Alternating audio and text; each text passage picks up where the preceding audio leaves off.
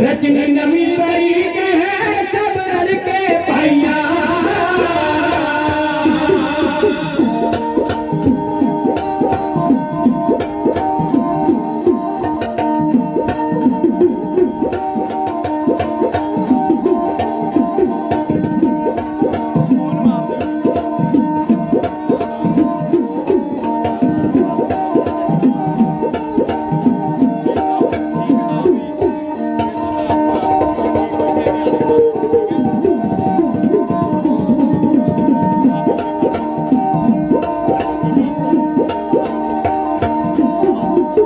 रजनी नवी तरीक है सब रल के भैया।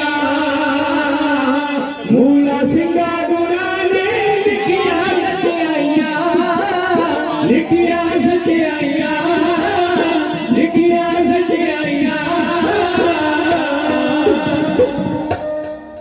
सब गुरु गोबिंद राय पातशाह महाराज जी ने कोरे कागजां के उपर सुनेहे लिखवा के अपने सिखां नूं घल्ले। पूरी दुनिया के अंदर जिथे भी गुरु नानक पातशाह महाराज के सिख वसदे आ उत्थे तक महाराज जी ने सुनेहे चिट्ठियां पहुंचाइयां ने कि 1 वैसाख 1699 संमत 1756 बिक्रमी नूं ਸਾਰੇ ਚੱਲ ਕੇ ਆਓ ਇਸ ਪਾਵਨ ਧਰਤੀ ਤੇ ਅਨੰਦਪੁਰ ਸਾਹਿਬ ਕੇਸਗੜ੍ਹ ਸਾਹਿਬ ਦੀ ਧਰਤੀ ਤੇ ਆਓ। ਸਾਡੇ ਧਰਮ ਦੇ ਅੰਦਰ ਵਿਸਾਖੀਆਂ ਬਹੁਤ ਮਨਾਈਆਂ ਗਈਆਂ ਨੇ। ਸਾਡੇ ਧਰਮ ਦੇ ਅੰਦਰ ਵਿਸਾਖੀਆਂ ਦੇ ਮੇਲੇ ਬੜੇ ਲੱਗੇ ਨੇ, ਬੜੇ ਚਿਰ ਤੋਂ ਲੱਗਦੇ ਆ ਰਹੇ ਨੇ। ਪਰ ਮਹਾਰਾਜ ਜੀ ਨੇ ਲਿਖਿਆ ਵੀ ਇਸ ਵਾਰ ਕੋਈ ਅਨੋਖੀ ਲੀਹ ਪਾਈ ਜਾਏਗੀ, ਇੱਕ ਵੱਖਰਾ ਵਰਗਾ, ਇੱਕ ਵੱਖਰੀ ਤਵਾਰੀਖ ਇਸ ਵਾਰ ਅਸੀਂ ਸੱਜਣਗੇ। ਇਹ ਵੱਖਰੀ ਤਾਰੀਖ, ਵੱਖਰੀ ਜਿਹੜੀ ਇਤਿਹਾਸ ਦੀ ਤਵਾਰੀਖ ਹੈ, ਉਹ ਅਨੰਦਪੁਰ ਸਾਹਿਬ ਦੀ ਧਰਤੀ ਤੇ ਸਿਰਜੀ ਜਾਣੀ ਹੈ। ਮਹਾਰਾਜ ਨੇ ਚਿੱਠੀਆਂ ਅੰਦਰ ਲਿਖਿਆ ਸਾਰੇ ਪਹੁੰਚੇ ਤੋਂ ਅਨੋਖਾ ਕੌਤਕ ਕਰਨਾ ਹੈ। ਉਹ ਅਨੋਖਾ ਕੌਤਕ ਮਹਾਰਾਜ ਜੀ ਨੇ ਲਿਖਿਆ ਜ਼ਰੂਰ ਕਰਨਾ ਹੈ, ਪਰ ਕਿਸੇ ਨੂੰ ਪਤਾ ਨਹੀਂ ਵੀ ਮਹਾਰਾਜ ਨੇ ਕਰਨਾ ਕੀ ਹੈ। ਉਹ ਇੱਕ ਰਹੱਸ ਹੈ, ਉਹ ਮਹਾਰਾਜ ਦੇ ਕੋਲ ਹੈ, ਸਿਰਫ ਹੋਰ ਕਿਸੇ ਕੋਲ ਨਹੀਂ। ਕਿਸੇ ਨੂੰ ਨਹੀਂ ਪਤਾ ਕਿ ਗੁਰੂ ਗੋਬਿੰਦ ਰਾਏ ਪਾਤਸ਼ਾਹ ਮਹਾਰਾਜ ਜੀ ਨੇ ਕੀ ਕੌਤਕ ਵਰਤਾਉਣਾ ਹੈ। ਵੈਸੇ ਸਤਿਗੁਰੂ ਸਾਰੀ ਜ਼ਿੰਦਗੀ ਕੌਤਕੇ ਵਰਤਾਉਂਦੇ ਰਹੇ, ਅਨੋਖੇ ਕੌਤਕ, ਜਿਨ੍ਹਾਂ ਨੂੰ ਜਾਣਦਾ ਕੋਈ ਨਹੀਂ, ਜਿਨ੍ਹਾਂ ਨੂੰ ਪਹਿਚਾਣਦਾ ਕੋਈ ਨਹੀਂ। ਉਹ ਸਤਿਗੁਰੂ ਦੀ ਮੌਜ ਹੈ। ਸਤਿਗੁਰੂ ਆਪਣੀ ਮੌਜ ਵਿੱਚ ਵਿਚਰਦੇ ਨੇ, ਔਰ ਉਹਨਾਂ ਦੇ ਇੱਕ ਇੱਕ ਕੌਤਕ ਦੇ ਵਿੱਚ ਪਤਾ ਨਹੀਂ ਕਿੰਨੀਆਂ ਕਿੰਨੀਆਂ ਸਿੱਖਿਆਵਾਂ ਲੁਕੀਆਂ ਨੇ। ਇੱਕ ਇੱਕ ਕੌਤਕ ਦੇ ਅੰਦਰ ਮਨੁੱਖ ਦੀ ਜ਼ਿੰਦਗੀ ਜਿਉਣ ਦੇ ਢੰਗ, ਮਨੁੱਖ ਦੀ ਜ਼ਿੰਦਗੀ ਦੇ ਵਿੱਚ ਸਫਲ ਹੋਣ ਦੇ ਢੰਗ, ਆਪਣੀ ਜ਼ਿੰਦਗੀ ਅੰਦਰ ਰੱਬ ਨੂੰ ਪਾਉਣ ਦੇ ਢੰਗ, ਗੁਰੂ ਦੇ ਚਰਨਾਂ ਨਾਲ ਪਿਆਰ ਕਰਨ ਦੇ ਢੰਗ, ਮਹਾਰਾਜ ਦੇ ਕੌਤਕਾਂ ਵਿੱਚ ਉਹੀ ਤੇ ਸਿੱਖਣ ਨੂੰ ਮਿਲਦਾ ਹੈ। ਔਰ ਅਸੀਂ ਕੀ ਸਿੱਖਣਾ ਗੁਰੂ ਦੇ ਕੋਲੋਂ? ਗੁਰੂ ਦੇ ਕੋਲੋਂ ਸਿੱਖਣਾ ਹੈ ਕਿ ਦੁਨੀਆ ਤੇ ਆਏ ਆ ਤੇ ਆਉਣ ਦਾ ਮਨੋਰਥ ਕੀ ਹੈ। ਰਹਿਰਾਸ ਸਾਹਿਬ ਦਾ ਜਾਪ ਇਸ ਦਰਬਾਰ ਦੇ ਅੰਦਰ ਪਹਿਲਾਂ ਹੋਇਆ ਤੇ ਸਤ ਸੰਗਤ ਸੰਧਿਆ ਵੇਲੇ ਰਹਿਰਾਸ ਸਾਹਿਬ ਅਸੀਂ ਪੜ੍ਹਦੇ ਆ। ਮਹਾਰਾਜ ਦੀ ਬਾਣੀ ਕਹਿੰਦੀ ਅਵਰ ਕਾਜ ਤੇਰਾ ਕਿਤਾ ਨਾ ਕਾਮ ਮਿਲ ਸਾਧ ਸੰਗਤ ਭਜ ਕੇ ਵਰਨਾ। ਹੁਣ ਮਹਾਰਾਜ ਕਹਿੰਦੇ ਵੀ ਜਿਹੜੇ ਕੰਮ ਤੂੰ ਭੱਜ ਦੌੜ ਕੇ ਕਰਦਾ ਫਿਰਦਾ ਹੈ, ਅਸਲ ਵਿੱਚ ਉਹ ਤੇਰੇ ਕਿਤੇ ਕੰਮ ਨਹੀਂ ਆਉਣੇ। ਸਾਧ ਸੰਗਤ ਦੇ ਅੰਦਰ ਆਣ ਕੇ ਕੁਝ ਸਮਾਂ ਬਤੀਤ ਕਰੇਗਾ, ਉਹ ਸਮਾਂ ਤੇਰਾ ਸਫਲ ਹੈ। ਤੇ ਜੇ ਤੂੰ ਆਪਣੇ ਉਹ ਸਮੇਂ ਦੇ ਦੌਰਾਨ 24 ਘੰਟਿਆਂ ਦੇ ਦੌਰਾਨ, ਦਿਨ ਤੇ ਰਾਤ ਦੇ ਦੌਰਾਨ ਇੱਕ ਮਿੰਟ ਵੀ ਗੁਰੂ ਨੂੰ ਧਿਆਇਆ ਨਹੀਂ, ਉਹਦਾ ਇੱਕ ਮਿੰਟ ਵੀ ਚੇਤਾ ਨਹੀਂ ਕੀਤਾ, ਵੀ ਤੇਰਾ ਜੀਵਨ ਵਿਅਰਥ ਹੈ। ਇਹ ਨਹੀਂ ਗੁਰੂ ਪਾਤਸ਼ਾਹ ਕਹਿੰਦਾ ਵੀ ਕਿਰਤ ਨਹੀਂ ਕਰਨੀ। ਕਿਰਤ ਕਰਨੀ ਮਹਾਰਾਜ ਨੇ ਸਾਨੂੰ ਸਿਖਾਈ ਹੈ। ਮਹਾਰਾਜ ਕਹਿੰਦੇ ਉਦਮ ਕਰਿੰਦਿਆਂ ਹਰ ਜੀਓ ਤੂੰ ਖਾਮਦਿਆਂ ਸੁਖ ਪਹੁੰਚ। ਉਦਮ ਕਰਨਾ, ਸਿੱਖਣਾ, ਸਿੱਖਣੇ ਉਦਮੀ ਰਹਿਣਾ। ਗੁਰੂ ਨੇ ਤਾਂ ਸਾਨੂੰ ਆਪ ਕਿਰਤੀ ਬਣ ਕੇ ਦਿਖਾਇਆ। ਗੁਰੂ ਨਾਨਕ ਪਾਤਸ਼ਾਹ ਮਹਾਰਾਜ ਜੀ ਆਪ 18 ਸਾਲ ਹਲ ਵਾਹ ਕੇ ਕਰਤਾਰਪੁਰ ਦੀ ਧਰਤੀ ਤੇ ਖੇਤੀ ਕਰਕੇ ਗਏ। ਉਹਨਾਂ ਨੇ ਸਾਨੂੰ ਕਿਰਤ ਕਰਨੀ ਸਿਖਾਈ ਹੈ। ਤੇ ਸਾਧ ਸੰਗਤ ਨਾਲ ਨਾਲ ਮਹਾਰਾਜ ਜੀ ਦਾ ਉਪਦੇਸ਼ ਹੈ ਵੀ ਆਪਣੀ ਕਿਰਤ ਦੇ ਅੰਦਰ ਨਾ ਉਹ ਰੱਬ ਨੂੰ ਚੇਤੇ ਜ਼ਰੂਰ ਰੱਖ, ਆਪਣੇ ਗੁਰੂ ਨੂੰ ਚੇਤੇ ਜ਼ਰੂਰ ਰੱਖ। ਭਗਤ ਸਾਹਿਬਾਨਾਂ ਦੀ ਬਾਣੀ ਆਉਂਦੀ ਹੈ ਤੇ ਉਹਨਾਂ ਬਾਣੀਆਂ ਦੇ ਅੰਦਰ ਜ਼ਿਕਰ ਆਉਂਦਾ ਹੈ ਕਬੀਰ ਮੇਰੀ ਸਿਮਰਨੀ ਰਸਨਾ ਉੱਪਰ ਨਾਮ ਰਾਮ ਰਾਮ ਤੋਂ ਦਾਤਾ ਮੁਕਤ ਕੋ ਸੰਤ ਜੀ ਪਾਵੇ ਨਾਮ। ਇਹ ਗੁਰਬਾਣੀ ਦੇ ਅੰਦਰ ਜ਼ਿਕਰ ਆਉਂਦਾ ਹੈ। ਤੇ ਸਾਧ ਸੰਗਤ ਭਗਤ ਸਾਹਿਬਾਨਾਂ ਦੇ ਜ਼ਿਕਰ ਹੋਰ ਵੀ ਬੜੇ ਨੇ। ਭਗਤ ਤ੍ਰਿਲੋਚਨ ਜੀ, ਭਗਤ ਨਾਮਦੇਵ ਜੀ, ਉਹ ਆਪ ਸਾਰੇ ਕਿਰਤੀ ਸਨ।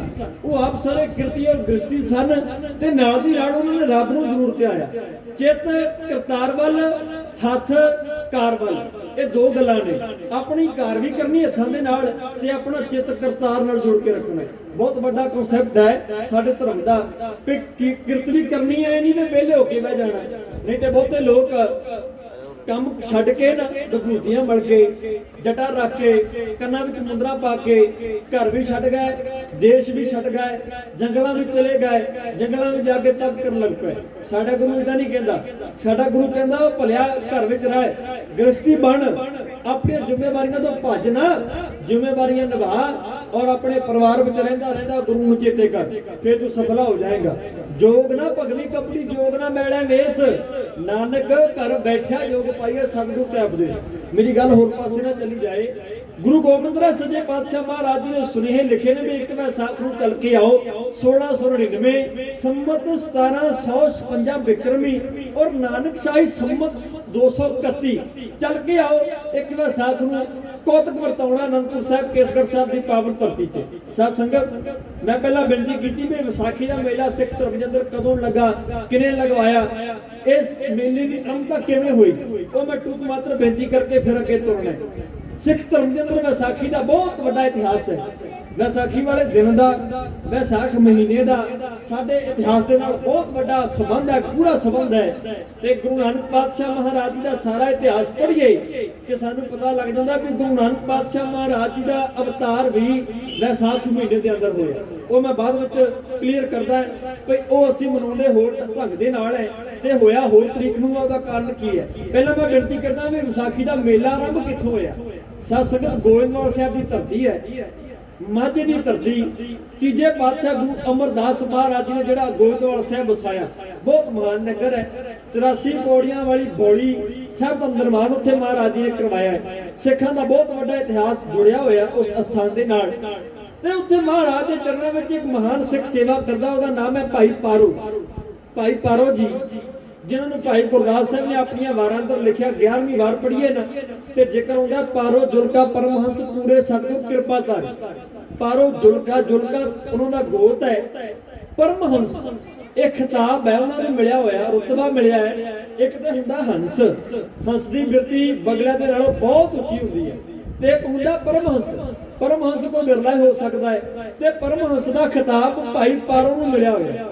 ਉਹ ਭਾਈ ਗੁਰਦਾਸ ਸਾਹਿਬ ਨੇ ਜ਼ਿਕਰ ਕੀਤਾ, ਪਾਰੋ ਜੁਲਕਾ ਪਰਮਹੰਸ ਪੂਰੇ ਸਤਿਗੁਰ ਕਿਰਪਾ ਧਾਰੀ। ਪੂਰੇ ਗੁਰੂ ਦੀ ਕਿਰਪਾ ਉਹ ਸਿੱਖ ਦੇ ਉੱਪਰ। ਡੱਲਾ ਨਗਰ ਹੈ ਕਪੂਰਥਲਾ ਜ਼ਿਲ੍ਹੇ ਦੇ ਅੰਦਰ, ਉਸ ਨਗਰ ਦੇ ਰਹਿਣ ਵਾਲਾ ਦੁਆਬੇ ਦੀ ਧਰਤੀ ਦਾ ਭਾਈ ਪਾਰੋ। ਗੁਰੂ ਅਮਰਦਾਸ ਮਹਾਰਾਜ ਦੇ ਚਰਨਾਂ ਵਿੱਚ ਬਹੁਤ ਸੇਵਾ ਕੀਤੀ। ਸੇਵਾ ਇੰਨੀ ਕੁ ਕੀਤੀ ਨਾ ਤੁਸੀਂ ਅੰਦਾਜ਼ਾ ਲਾ ਲਓ ਵੀ ਸਤਿਗੁਰ ਦੀ ਬਾਣੀ ਕਹਿੰਦੀ ਸਾਧ ਸੇਵਾ ਕੀਤੀ ਸਫਲ ਹੈ ਜਿਤ ਸਤਿਗੁਰ ਦਾ ਮਨ ਮੰਨੇ। ਉਹ ਸੇਵਾ ਸਫਲ ਹੈ ਜਿਹਦੇ ਨਾਲ ਗੁਰੂ ਦਾ ਮਨ ਰੀਝ ਜਾਏ, ਸਿੱਖ ਦੇ ਉੱਪਰ ਮਨ ਮੰਨ ਜਾਏ। ਹੁਣ ਇਹੋ ਜਿਹੀ ਸੇਵਾ ਕੀਤੀ, ਅੰਦਾਜ਼ਾ ਲਾਓ ਮਹਾਰਾਜ ਜੀ ਨੇ ਕੋਲ ਬੁਲਾਇਆ ਇੱਕ ਦੇ ਸਾਧ ਸੰਗਤ ਪਿਤਾ ਦਾ ਉਹ ਪੁੱਤਰ ਹੁੰਦਾ ਹੈ ਜਿਹੜਾ ਰੋਜ਼ ਆਪਣੇ ਬਾਪੂ ਦੇ ਕੋਲੋਂ ਰੁਪਈਏ ਮੰਗੀ ਜਾਂਦਾ, ਆਪਣੇ ਬਾਪੂ ਨੂੰ ਤੰਗ ਕਰੀ ਜਾਂਦਾ ਕਿ ਮੈਨੂੰ ਰੁਪਈਏ ਦੇ, ਮੈਨੂੰ ਰੁਪਈਏ ਦੇ। ਬਾਪੂ ਤੰਗ ਆ ਜਾਂਦਾ ਤੇ ਉਹ ਬੱਚਾ ਜਿਹੜਾ ਆਪਣੇ ਬਾਪੂ ਦੇ ਕੋਲੋਂ ਮੰਗਦਾ ਕੁਝ ਨਹੀਂ, ਆਗਿਆਕਾਰੀ ਬਹੁਤ ਹੈ, ਕਹਿਣੇ ਵਿੱਚ ਰਹਿੰਦਾ, ਪਰ ਆਪਣੇ ਬਾਪੂ ਦੇ ਕੋਲੋਂ ਕੋਈ ਵੀ ਰੁਪਈਆ ਕਿਸੇ ਵਕਤ ਮੰਗਦਾ ਨਹੀਂ, ਕੋਈ ਚੀਜ਼ ਦੀ ਮੰਗਣੀ ਕਰਦਾ। ਤੇ ਬਾਪੂ ਦੇ ਮਨ ਵਿੱਚ ਵਿਚਾਰ ਤੇ ਆਉਂਦਾ ਹੈ ਨਾ ਵੀ ਇਹ ਵੀ ਪੁੱਤ ਜਿਹੜਾ ਮੇਰੇ ਕੋਲੋਂ ਕੁਝ ਮੰਗਦਾ ਨਹੀਂ, ਇਹਦੀਆਂ ਕੁਝ ਲੋੜਾਂ ਨੇ, ਇਹਨੂੰ ਵੀ ਪੈਸੇ ਚਾਹੀਦੇ ਨੇ। ਤੇ ਸੱਚੇ ਪਾਤਸ਼ਾਹ ਮਹਾਰਾਜ ਜੀ ਨੂੰ ਅਮਰਦਾਸ ਸੱਚੇ ਪਾਤਸ਼ਾਹ ਨੇ ਆਪਣੇ ਕੋਲ ਭਾਈ ਪਾਰੋ ਨੂੰ ਬੁਲਾਇਆ। ਕਹਿਣ ਲੱਗੇ ਭਾਈ ਪਾਰੋ, ਮਨ ਸਾਡਾ ਤੇਰੇ ਤੇ ਬੜਾ ਖੁਸ਼ ਹੈ, ਕੀ ਚਾਹੁੰਦੇ ਗੁਰੂ ਦਰਬਾਰ ਦੇ ਵਿੱਚ? ਕੁਝ ਮੰਗ, ਤੂੰ ਤੇ ਮੰਗਦਾ ਕੁਝ ਨਹੀਂ। ਅੱਜ ਦੇ ਸਿੱਖਾਂ ਦੀ ਬਿਰਤੀ ਪਤਾ ਕੀ ਹੈ? ਨਾ ਅਸੀਂ ਸੇਵਾ ਕਰਦੇ ਹਾਂ ਤੇ ਨਾ ਸਿਮਰਨ ਕਰਦੇ ਹਾਂ। ਮਾਫ ਕਰਿਓ, ਮੈਂ ਵੀ ਤੁਹਾਡੇ ਵਿੱਚ ਹੈ, ਮੈਨੂੰ ਵੱਖਰਾ ਨਾ ਗਿਣਿਓ, ਅਸੀਂ ਤੁਹਾਡੇ ਵਿੱਚ ਹੈ। ਨਾ ਅਸੀਂ ਸੇਵਾ ਕਰਕੇ ਖੁਸ਼ ਹੈ ਤੇ ਨਾ ਸਿਮਰਨ ਕਰਕੇ ਖੁਸ਼ ਹੈ। ਤੇ ਸਾਧ ਸੰਗਤ ਜਦੋਂ ਗੁਰੂ ਦੇ ਚਰਨਾਂ ਵਿੱਚ ਆਈਏ ਨਾ, ਸਾਡੀ ਲਿਸਟ ਮੁਕਰ ਜੀ ਨਹੀਂ ਆਉਂਦੀ ਵੀ ਗੁਰੂ ਦੇ ਕੋਲੋਂ ਕੀ ਕੁਝ ਮੰਗਣਾ ਹੈ। ਅਸੀਂ ਰੋਜ਼ ਨਵੀਂ ਲਿਸਟ ਤਿਆਰ ਕਰਕੇ ਲੈ ਕੇ ਆਉਂਦੇ, ਮਹਾਰਾਜ ਜੀ ਆ ਵੀ ਦੇ ਦੇ, ਮਹਾਰਾਜ ਜੀ ਆ ਵੀ ਦੇ ਦੇ। ਮੰਗਣਾ ਗਲਤ ਨਹੀਂ, ਮੰਗੋ ਗੁਰੂ ਗ੍ਰੰਥ ਸਾਹਿਬ ਮਹਾਰਾਜ ਦੇ ਕੋਲੋਂ, ਕਿਉਂਕਿ ਘਰ ਤਾਂ ਤੇਰੇ ਸਭ ਕੁਝ ਹੈ, ਜਿਸ ਦੇ ਸੋ ਪਾਵੇ। ਇਸ ਘਰ ਵਿੱਚ ਸਾਰਾ ਕੁਝ ਹੈ। ਮੈਂ ਨਹੀਂ ਕਹਿੰਦਾ ਵੀ ਮੰਗਣਾ ਨਹੀਂ ਚਾਹੀਦਾ, ਸਾਡੀਆਂ ਲੋੜਾਂ ਨੇ, ਅਸੀਂ ਗੁਰੂ ਗ੍ਰੰਥ ਸਾਹਿਬ ਦੇ ਕੋਲੋਂ ਨੇ ਮੰਗਣੀਆਂ ਤੇ ਕਿਹਦੇ ਕੋਲੋਂ ਮੰਗਣੀਆਂ ਨੇ? ਇਹ ਸਾਡਾ ਗੁਰੂ ਹੈ, ਗੁਰੂ ਦੇ ਕੋਲੋਂ ਸਭ ਕੁਝ ਮੰਗੋ, ਪਰ ਗੁਰੂ ਦੇ ਦਰ ਨੂੰ ਛੱਡ ਕੇ ਕਿਸੇ ਹੋਰ ਦੇ ਕੋਲੋਂ ਨਾ ਮੰਗੋ। ਅਗਲੀ ਗੱਲ, ਅਸੀਂ ਗੁਰੂ ਦੇ ਕੋਲੋਂ ਮੰਗਦੇ ਬਹੁਤ ਕੁਝ ਹੈ, ਪਰ ਸਾਧ ਸੰਗਤ ਸਾਡੇ ਕੋਲ ਨਾ ਸੇਵਾ ਬਹੁਤੀ ਹੈ ਤੇ ਨਾ ਸਿਮਰਨ ਬਹੁਤ ਹੈ। ਅਸੀਂ ਜ਼ਿਆਦਾ ਕੁਝ ਮੰਗਦੇ ਆ ਨਾ, ਫਿਰ ਮਹਾਰਾਜ ਦੀ ਬਾਣੀ ਕਹਿੰਦੀ ਦਾਤ ਪਿਆਰੀ ਵਿਸਰਿਆ ਦਾਤਾ ਦਾ। ਫਿਰ ਜਦੋਂ ਕਿਤੇ ਮਹਾਰਾਜ ਕਿਰਪਾ ਕਰਕੇ ਦਾਤਾਂ ਦੇ ਦਿੰਦੇ ਆ ਨਾ, ਫਿਰ ਸਿੱਖ ਨੂੰ ਦਾਤਾਂ ਪਿਆਰੀਆਂ ਲੱਗਦੀਆਂ ਨੇ ਤੇ ਦਾਤਾ ਵਿਸਰ ਜਾਂਦਾ। ਉਹਦੇ ਕਾਰ ਦੇ ਅੰਦਰੋਂ ਨਾ, ਉਹਦੀ ਮਾਇਆ ਦੇ ਅੰਦਰੋਂ, ਉਹਦੇ ਕਾਰੋਬਾਰ ਦੇ ਅੰਦਰੋਂ ਉਹਨੂੰ ਕਰਤਾਰ ਚੇਤੇ ਭੁੱਲ ਜਾਂਦਾ। ਮੈਂ ਸਤਿਗੁਰ ਦੇ ਚਰਨਾਂ ਵਿੱਚ ਅਰਦਾਸ ਕਰਦਾ, ਮਹਾਰਾਜ ਬੰਦਾ ਜਿੱਡਾ ਮਰਜ਼ੀ ਅਮੀਰ ਹੋ ਜਾਏ, ਜਿਹਨੇ ਤੇਰੇ ਦਰ ਤੋਂ ਅਮੀਰੀ ਲਈ ਹੈ, ਉਹ ਕਦੇ ਭੁੱਲੇ ਨਾ ਕਿ ਅਮੀਰੀਆਂ ਦੇਣ ਵਾਲਾ ਦਾਤਾ ਹੈ ਗੁਰੂ ਗ੍ਰੰਥ ਸਾਹਿਬ, ਤੇ ਮੈਂ ਅਮੀਰੀ ਲੈ ਕੇ ਕਦੇ ਇਹ ਤੋਂ ਮੁਕਰ ਨਾ ਹੋਵਾਂ, ਮੈਂ ਜੇ ਦਰਬਾਰ ਤੋਂ ਕਦੇ ਟੁੱਟਾ ਨਾ। ਇਹ ਅਰਦਾਸ ਹੈ ਗੁਰੂ ਦੇ ਚਰਨਾਂ ਅੰਦਰ, ਮਹਾਰਾਜ ਆਪਣੇ ਚਰਨਾਂ ਨਾਲ ਹਰ ਇੱਕ ਨੂੰ ਜੋੜ ਕੇ ਰੱਖੇ। ਜੁੜਿਆਂ ਦੀ ਗਿਣਤੀ ਹੈ ਤੇ ਟੁੱਟਿਆਂ ਦੀ ਕੋਈ ਜ਼ਿੰਦਗੀ ਨਹੀਂ। ਜਿਹੜੇ ਜੁੜੇ ਨੇ ਨਾ, ਉਹਨਾਂ ਦੀ ਜ਼ਿੰਦਗੀ ਚੰਗੀ ਹੈ, ਜਿਹੜੇ ਟੁੱਟ ਗਏ ਉਹਨਾਂ ਦੀ ਜ਼ਿੰਦਗੀ ਕਿਸੇ ਗਿਣਤੀ ਦੇ ਵਿੱਚ ਨਹੀਂ। ਆਓ ਤੱਕੋ, ਮਹਾਰਾਜ ਜੀ ਕਹਿਣ ਲੱਗੇ ਭਾਈ ਪਾਰੋ, ਮੰਗ ਗੁਰੂ ਦਰਬਾਰ ਤੋਂ ਕੀ ਮੰਗਦਾ? ਕਹਿੰਦਾ ਮਹਾਰਾਜ ਮੰਗਣ ਨੂੰ ਸੁਣਦਾ ਕੁਝ ਨਹੀਂ। ਵੇਖੋ ਇਹੋ ਜਿਹਾ ਸਿੱਖ ਹੈ, ਉਹਨੂੰ ਮਹਾਰਾਜ ਨੇ ਸਬਰ ਤੇ ਸੰਤੋਖ ਦਿੱਤਾ ਹੋਇਆ, ਉਹਨੂੰ ਚਾਹੀਦਾ ਕੁਝ ਨਹੀਂ, ਨਾ ਕੋਈ ਮਾਇਆ, ਨਾ ਕੋਈ ਧਨ ਦੌਲਤ, ਨਾ ਕੋਈ ਹੀਰੇ ਜਵਾਹਰਾਤ, ਨਾ ਕੋਈ ਕਾਰੋਬਾਰ, ਕੁਝ ਨਹੀਂ ਚਾਹੀਦਾ। ਕਹਿੰਦਾ ਮਹਾਰਾਜ ਜੀ ਸੁਣਦਾ ਕੁਝ ਨਹੀਂ। ਸੱਚੇ ਪਾਤਸ਼ਾਹ ਕਹਿਣ ਲੱਗੇ ਮੰਗਣਾ ਤੇ ਕੁਝ ਪੈਣਾ ਹੈ। ਕਹਿੰਦਾ ਪਾਤਸ਼ਾਹ ਫਿਰ ਇਦਾਂ ਕਰੋ, ਐਤਵਾਰ ਤੱਕ ਦਾ ਸਮਾਂ ਦੇ ਦਿਓ। ਸਮਾਂ ਮੰਗਿਆ ਸਿੱਖ ਨੇ, ਸੱਚੇ ਪਾਤਸ਼ਾਹ ਸੋਚਣ ਦਾ ਸਮਾਂ ਦਿਓ, ਐਤਵਾਰ ਦੱਸਾਂਗਾ ਵੀ ਮੈਨੂੰ ਕੀ ਚਾਹੀਦਾ ਤੁਹਾਡੇ ਕੋਲ। ਹੁਣ ਜਦੋਂ ਨਾ ਐਤਵਾਰ ਆ ਗਿਆ, ਭਾਈ ਪਾਰੋ ਸੋਚ ਗਿਆ ਵੀ ਗੁਰੂ ਕੋਲੋਂ ਕੀ ਮੰਗਾ, ਗੁਰੂ ਕੋਲੋਂ ਕੀ ਮੰਗਾ, ਮਨ ਵਿੱਚ ਮੰਗ ਕੋਈ ਫੁਰੇ ਨਾ। ਜਦੋਂ ਐਤਵਾਰ ਦਾ ਦੀਵਾਨ ਸਜਿਆ, ਸਮਾਪਤੀ ਹੋਈ, ਮਹਾਰਾਜ ਨੇ ਆਵਾਜ਼ ਮਾਰੀ, ਭਾਈ ਪਾਰੋ ਸੋਚਿਆ ਕੀ ਮੰਗਣਾ ਹੈ? ਗੁਰੂ ਦਰਬਾਰ ਦੇ ਅੰਦਰੋਂ ਗੁਰੂ ਨਾਨਕ ਦੇ ਘਰੋਂ ਕੀ ਚਾਹੀਦਾ ਹੈ? ਅਸੀਂ ਤੇਰੇ ਤੇ ਝੂਠੇ ਆ, ਮੰਗ ਲੈ ਕੁਝ। ਕਹਿੰਦਾ ਪਾਤਸ਼ਾਹ ਇੱਕ ਮੰਗ ਫੁਰੀ ਆ। ਪਾਤਸ਼ਾਹ ਕਹਿਣ ਲੱਗੇ ਕੀ?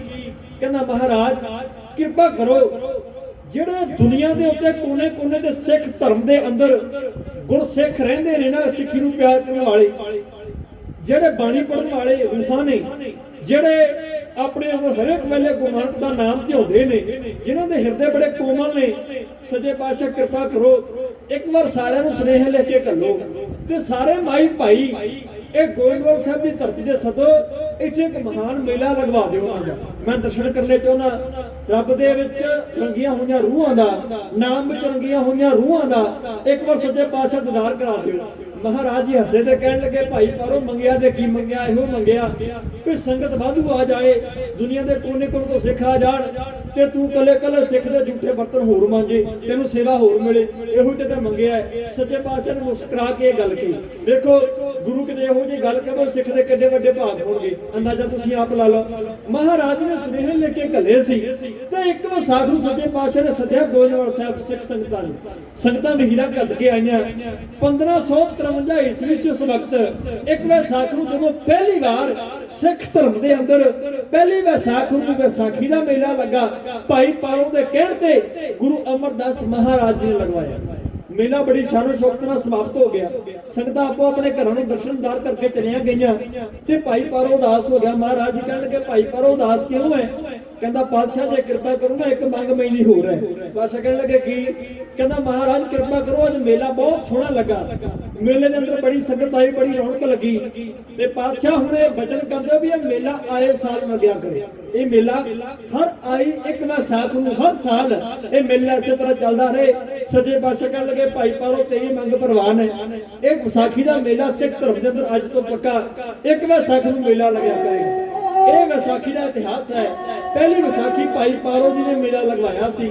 ਸਤਿਗੁਰਾਂ ਦਾ ਮਹਾਨ ਬ੍ਰਹਮ ਗਿਆਨੀ ਸਿੱਖ ਹੈ ਤੇ ਮਹਾਰਾਜ ਦੇ 22 ਮੰਜੀਦਾਰਾਂ ਵਿੱਚੋਂ ਇੱਕ ਮੰਜੀਦਾਰ ਹੈ, ਚੇਤੇ ਰੱਖਿਓ। 22 ਪ੍ਰਚਾਰਕ ਨੇ ਗੁਰੂ ਅਮਰਦਾਸ ਮਹਾਰਾਜ ਦੇ, ਉਹਨਾਂ ਵਿੱਚੋਂ ਇੱਕ ਪ੍ਰਚਾਰਕ ਹੈ ਭਾਈ ਪਾਰੋ। ਸਾਧ ਸੰਗਤ ਇਹੋ ਜਿਹਾ ਮਹਾਨ ਗੁਰਸਿੱਖਾਂ ਦੇ ਚਰਨਾਂ ਵਿੱਚ ਸਿਰ ਝੁਕਦਾ ਹੈ। ਲੱਖ ਲੱਖ ਵਾਰ ਨਮਸਕਾਰ ਕਰਦੇ ਆ ਜਿਹੜੇ ਗੁਰੂ ਦਾ ਰੂਪ ਹੋ ਗਏ। ਆਓ ਤੱਕੋ, ਹੁਣ ਗੁਰੂ ਗੋਬਿੰਦ ਰਾਏ ਸੱਚੇ ਪਾਤਸ਼ਾਹ ਮਹਾਰਾਜ ਜੀ ਨੇ ਇੱਕ ਵਿਸਾਖ ਦਾ ਦਿਨ ਚੁਣਿਆ। ਉਹ ਇਸੇ ਕਰਕੇ ਚੁਣਿਆ, ਉਹਦਾ ਕਾਰਨ ਹੈ ਗੁਰੂ ਨਾਨਕ ਪਾਤਸ਼ਾਹ ਮਹਾਰਾਜ ਦਾ ਅਵਤਾਰ ਹੋਇਆ 15 ਅਪ੍ਰੈਲ 1469। ਅਸੀਂ ਪੜ੍ਹਦੇ ਹਾਂ ਨਾ, ਸਕੂਲਾਂ ਵਿੱਚ ਛੋਟੇ ਬੱਚਿਆਂ ਨੂੰ ਪੜ੍ਹਾਇਆ ਜਾਂਦਾ ਹੈ ਕਿ 1469 15 ਅਪ੍ਰੈਲ ਨੂੰ ਗੁਰੂ ਨਾਨਕ ਪਾਤਸ਼ਾਹ ਮਹਾਰਾਜ ਜੀ ਪ੍ਰਗਟ ਹੋਏ। ਤੇ ਸੋਚਿਆ ਜਾਏ 15 ਅਪ੍ਰੈਲ ਨੂੰ ਅਸੀਂ ਮਨਾਉਂਦੇ ਤੇ ਹੈ ਹੀ ਨਹੀਂ, ਅਸੀਂ ਤੇ ਜਨਮ ਦਿਹਾੜਾ ਮਨਾਉਂਦੇ ਆ ਜਾ ਕੇ ਕੱਤਕ ਦੀ ਪੂਰਨਮਾਸ਼ੀ। ਇਹਦਾ ਕਾਰਨ ਕੀ ਹੈ? ਇਹਦਾ ਕਾਰਨ ਪਤਾ ਕੀ ਹੈ? ਸਰਬਤ ਖਾਲਸਾ ਬੈਠਾ, ਉਹਨਾਂ ਗੁਰਮਤਾ ਕੀਤਾ। ਗੁਰਮਤਾ ਇਹ ਹੋਇਆ ਵੀ ਜੇ 15 ਅਪ੍ਰੈਲ ਨੂੰ ਗੁਰੂ ਨਾਨਕ ਪਾਤਸ਼ਾਹ ਮਹਾਰਾਜ ਜੀ ਦਾ ਪ੍ਰਕਾਸ਼ ਦਿਹਾੜਾ ਮਨਾਵਾਂਗੇ ਤੇ ਫਿਰ ਅਸੀਂ ਵਿਸਾਖੀ ਕਦੋਂ ਮਨਾਵਾਂਗੇ? ਸਿੱਖ ਧਰਮ ਦੇ ਅੰਦਰ ਬਹੁਤ ਵੱਡੇ ਜਿਹੜੇ ਤਿਉਹਾਰ ਮਨਾਏ ਜਾਂਦੇ ਨੇ, ਜਿਹੜੇ ਦਿਹਾੜੇ ਮਨਾਏ ਜਾਂਦੇ ਨੇ, ਉਹਨਾਂ ਵਿੱਚੋਂ ਵਿਸਾਖੀ ਵੀ ਮਹੱਤਵਪੂਰਨ ਹੈ ਤੇ ਉਹਨਾਂ ਦੇ ਵਿੱਚੋਂ ਗੁਰੂ ਨਾਨਕ ਪਾਤਸ਼ਾਹ ਮਹਾਰਾਜ ਦਾ ਅਵਤਾਰ ਦਿਹਾੜਾ ਵੀ ਮਹੱਤਵਪੂਰਨ ਹੈ।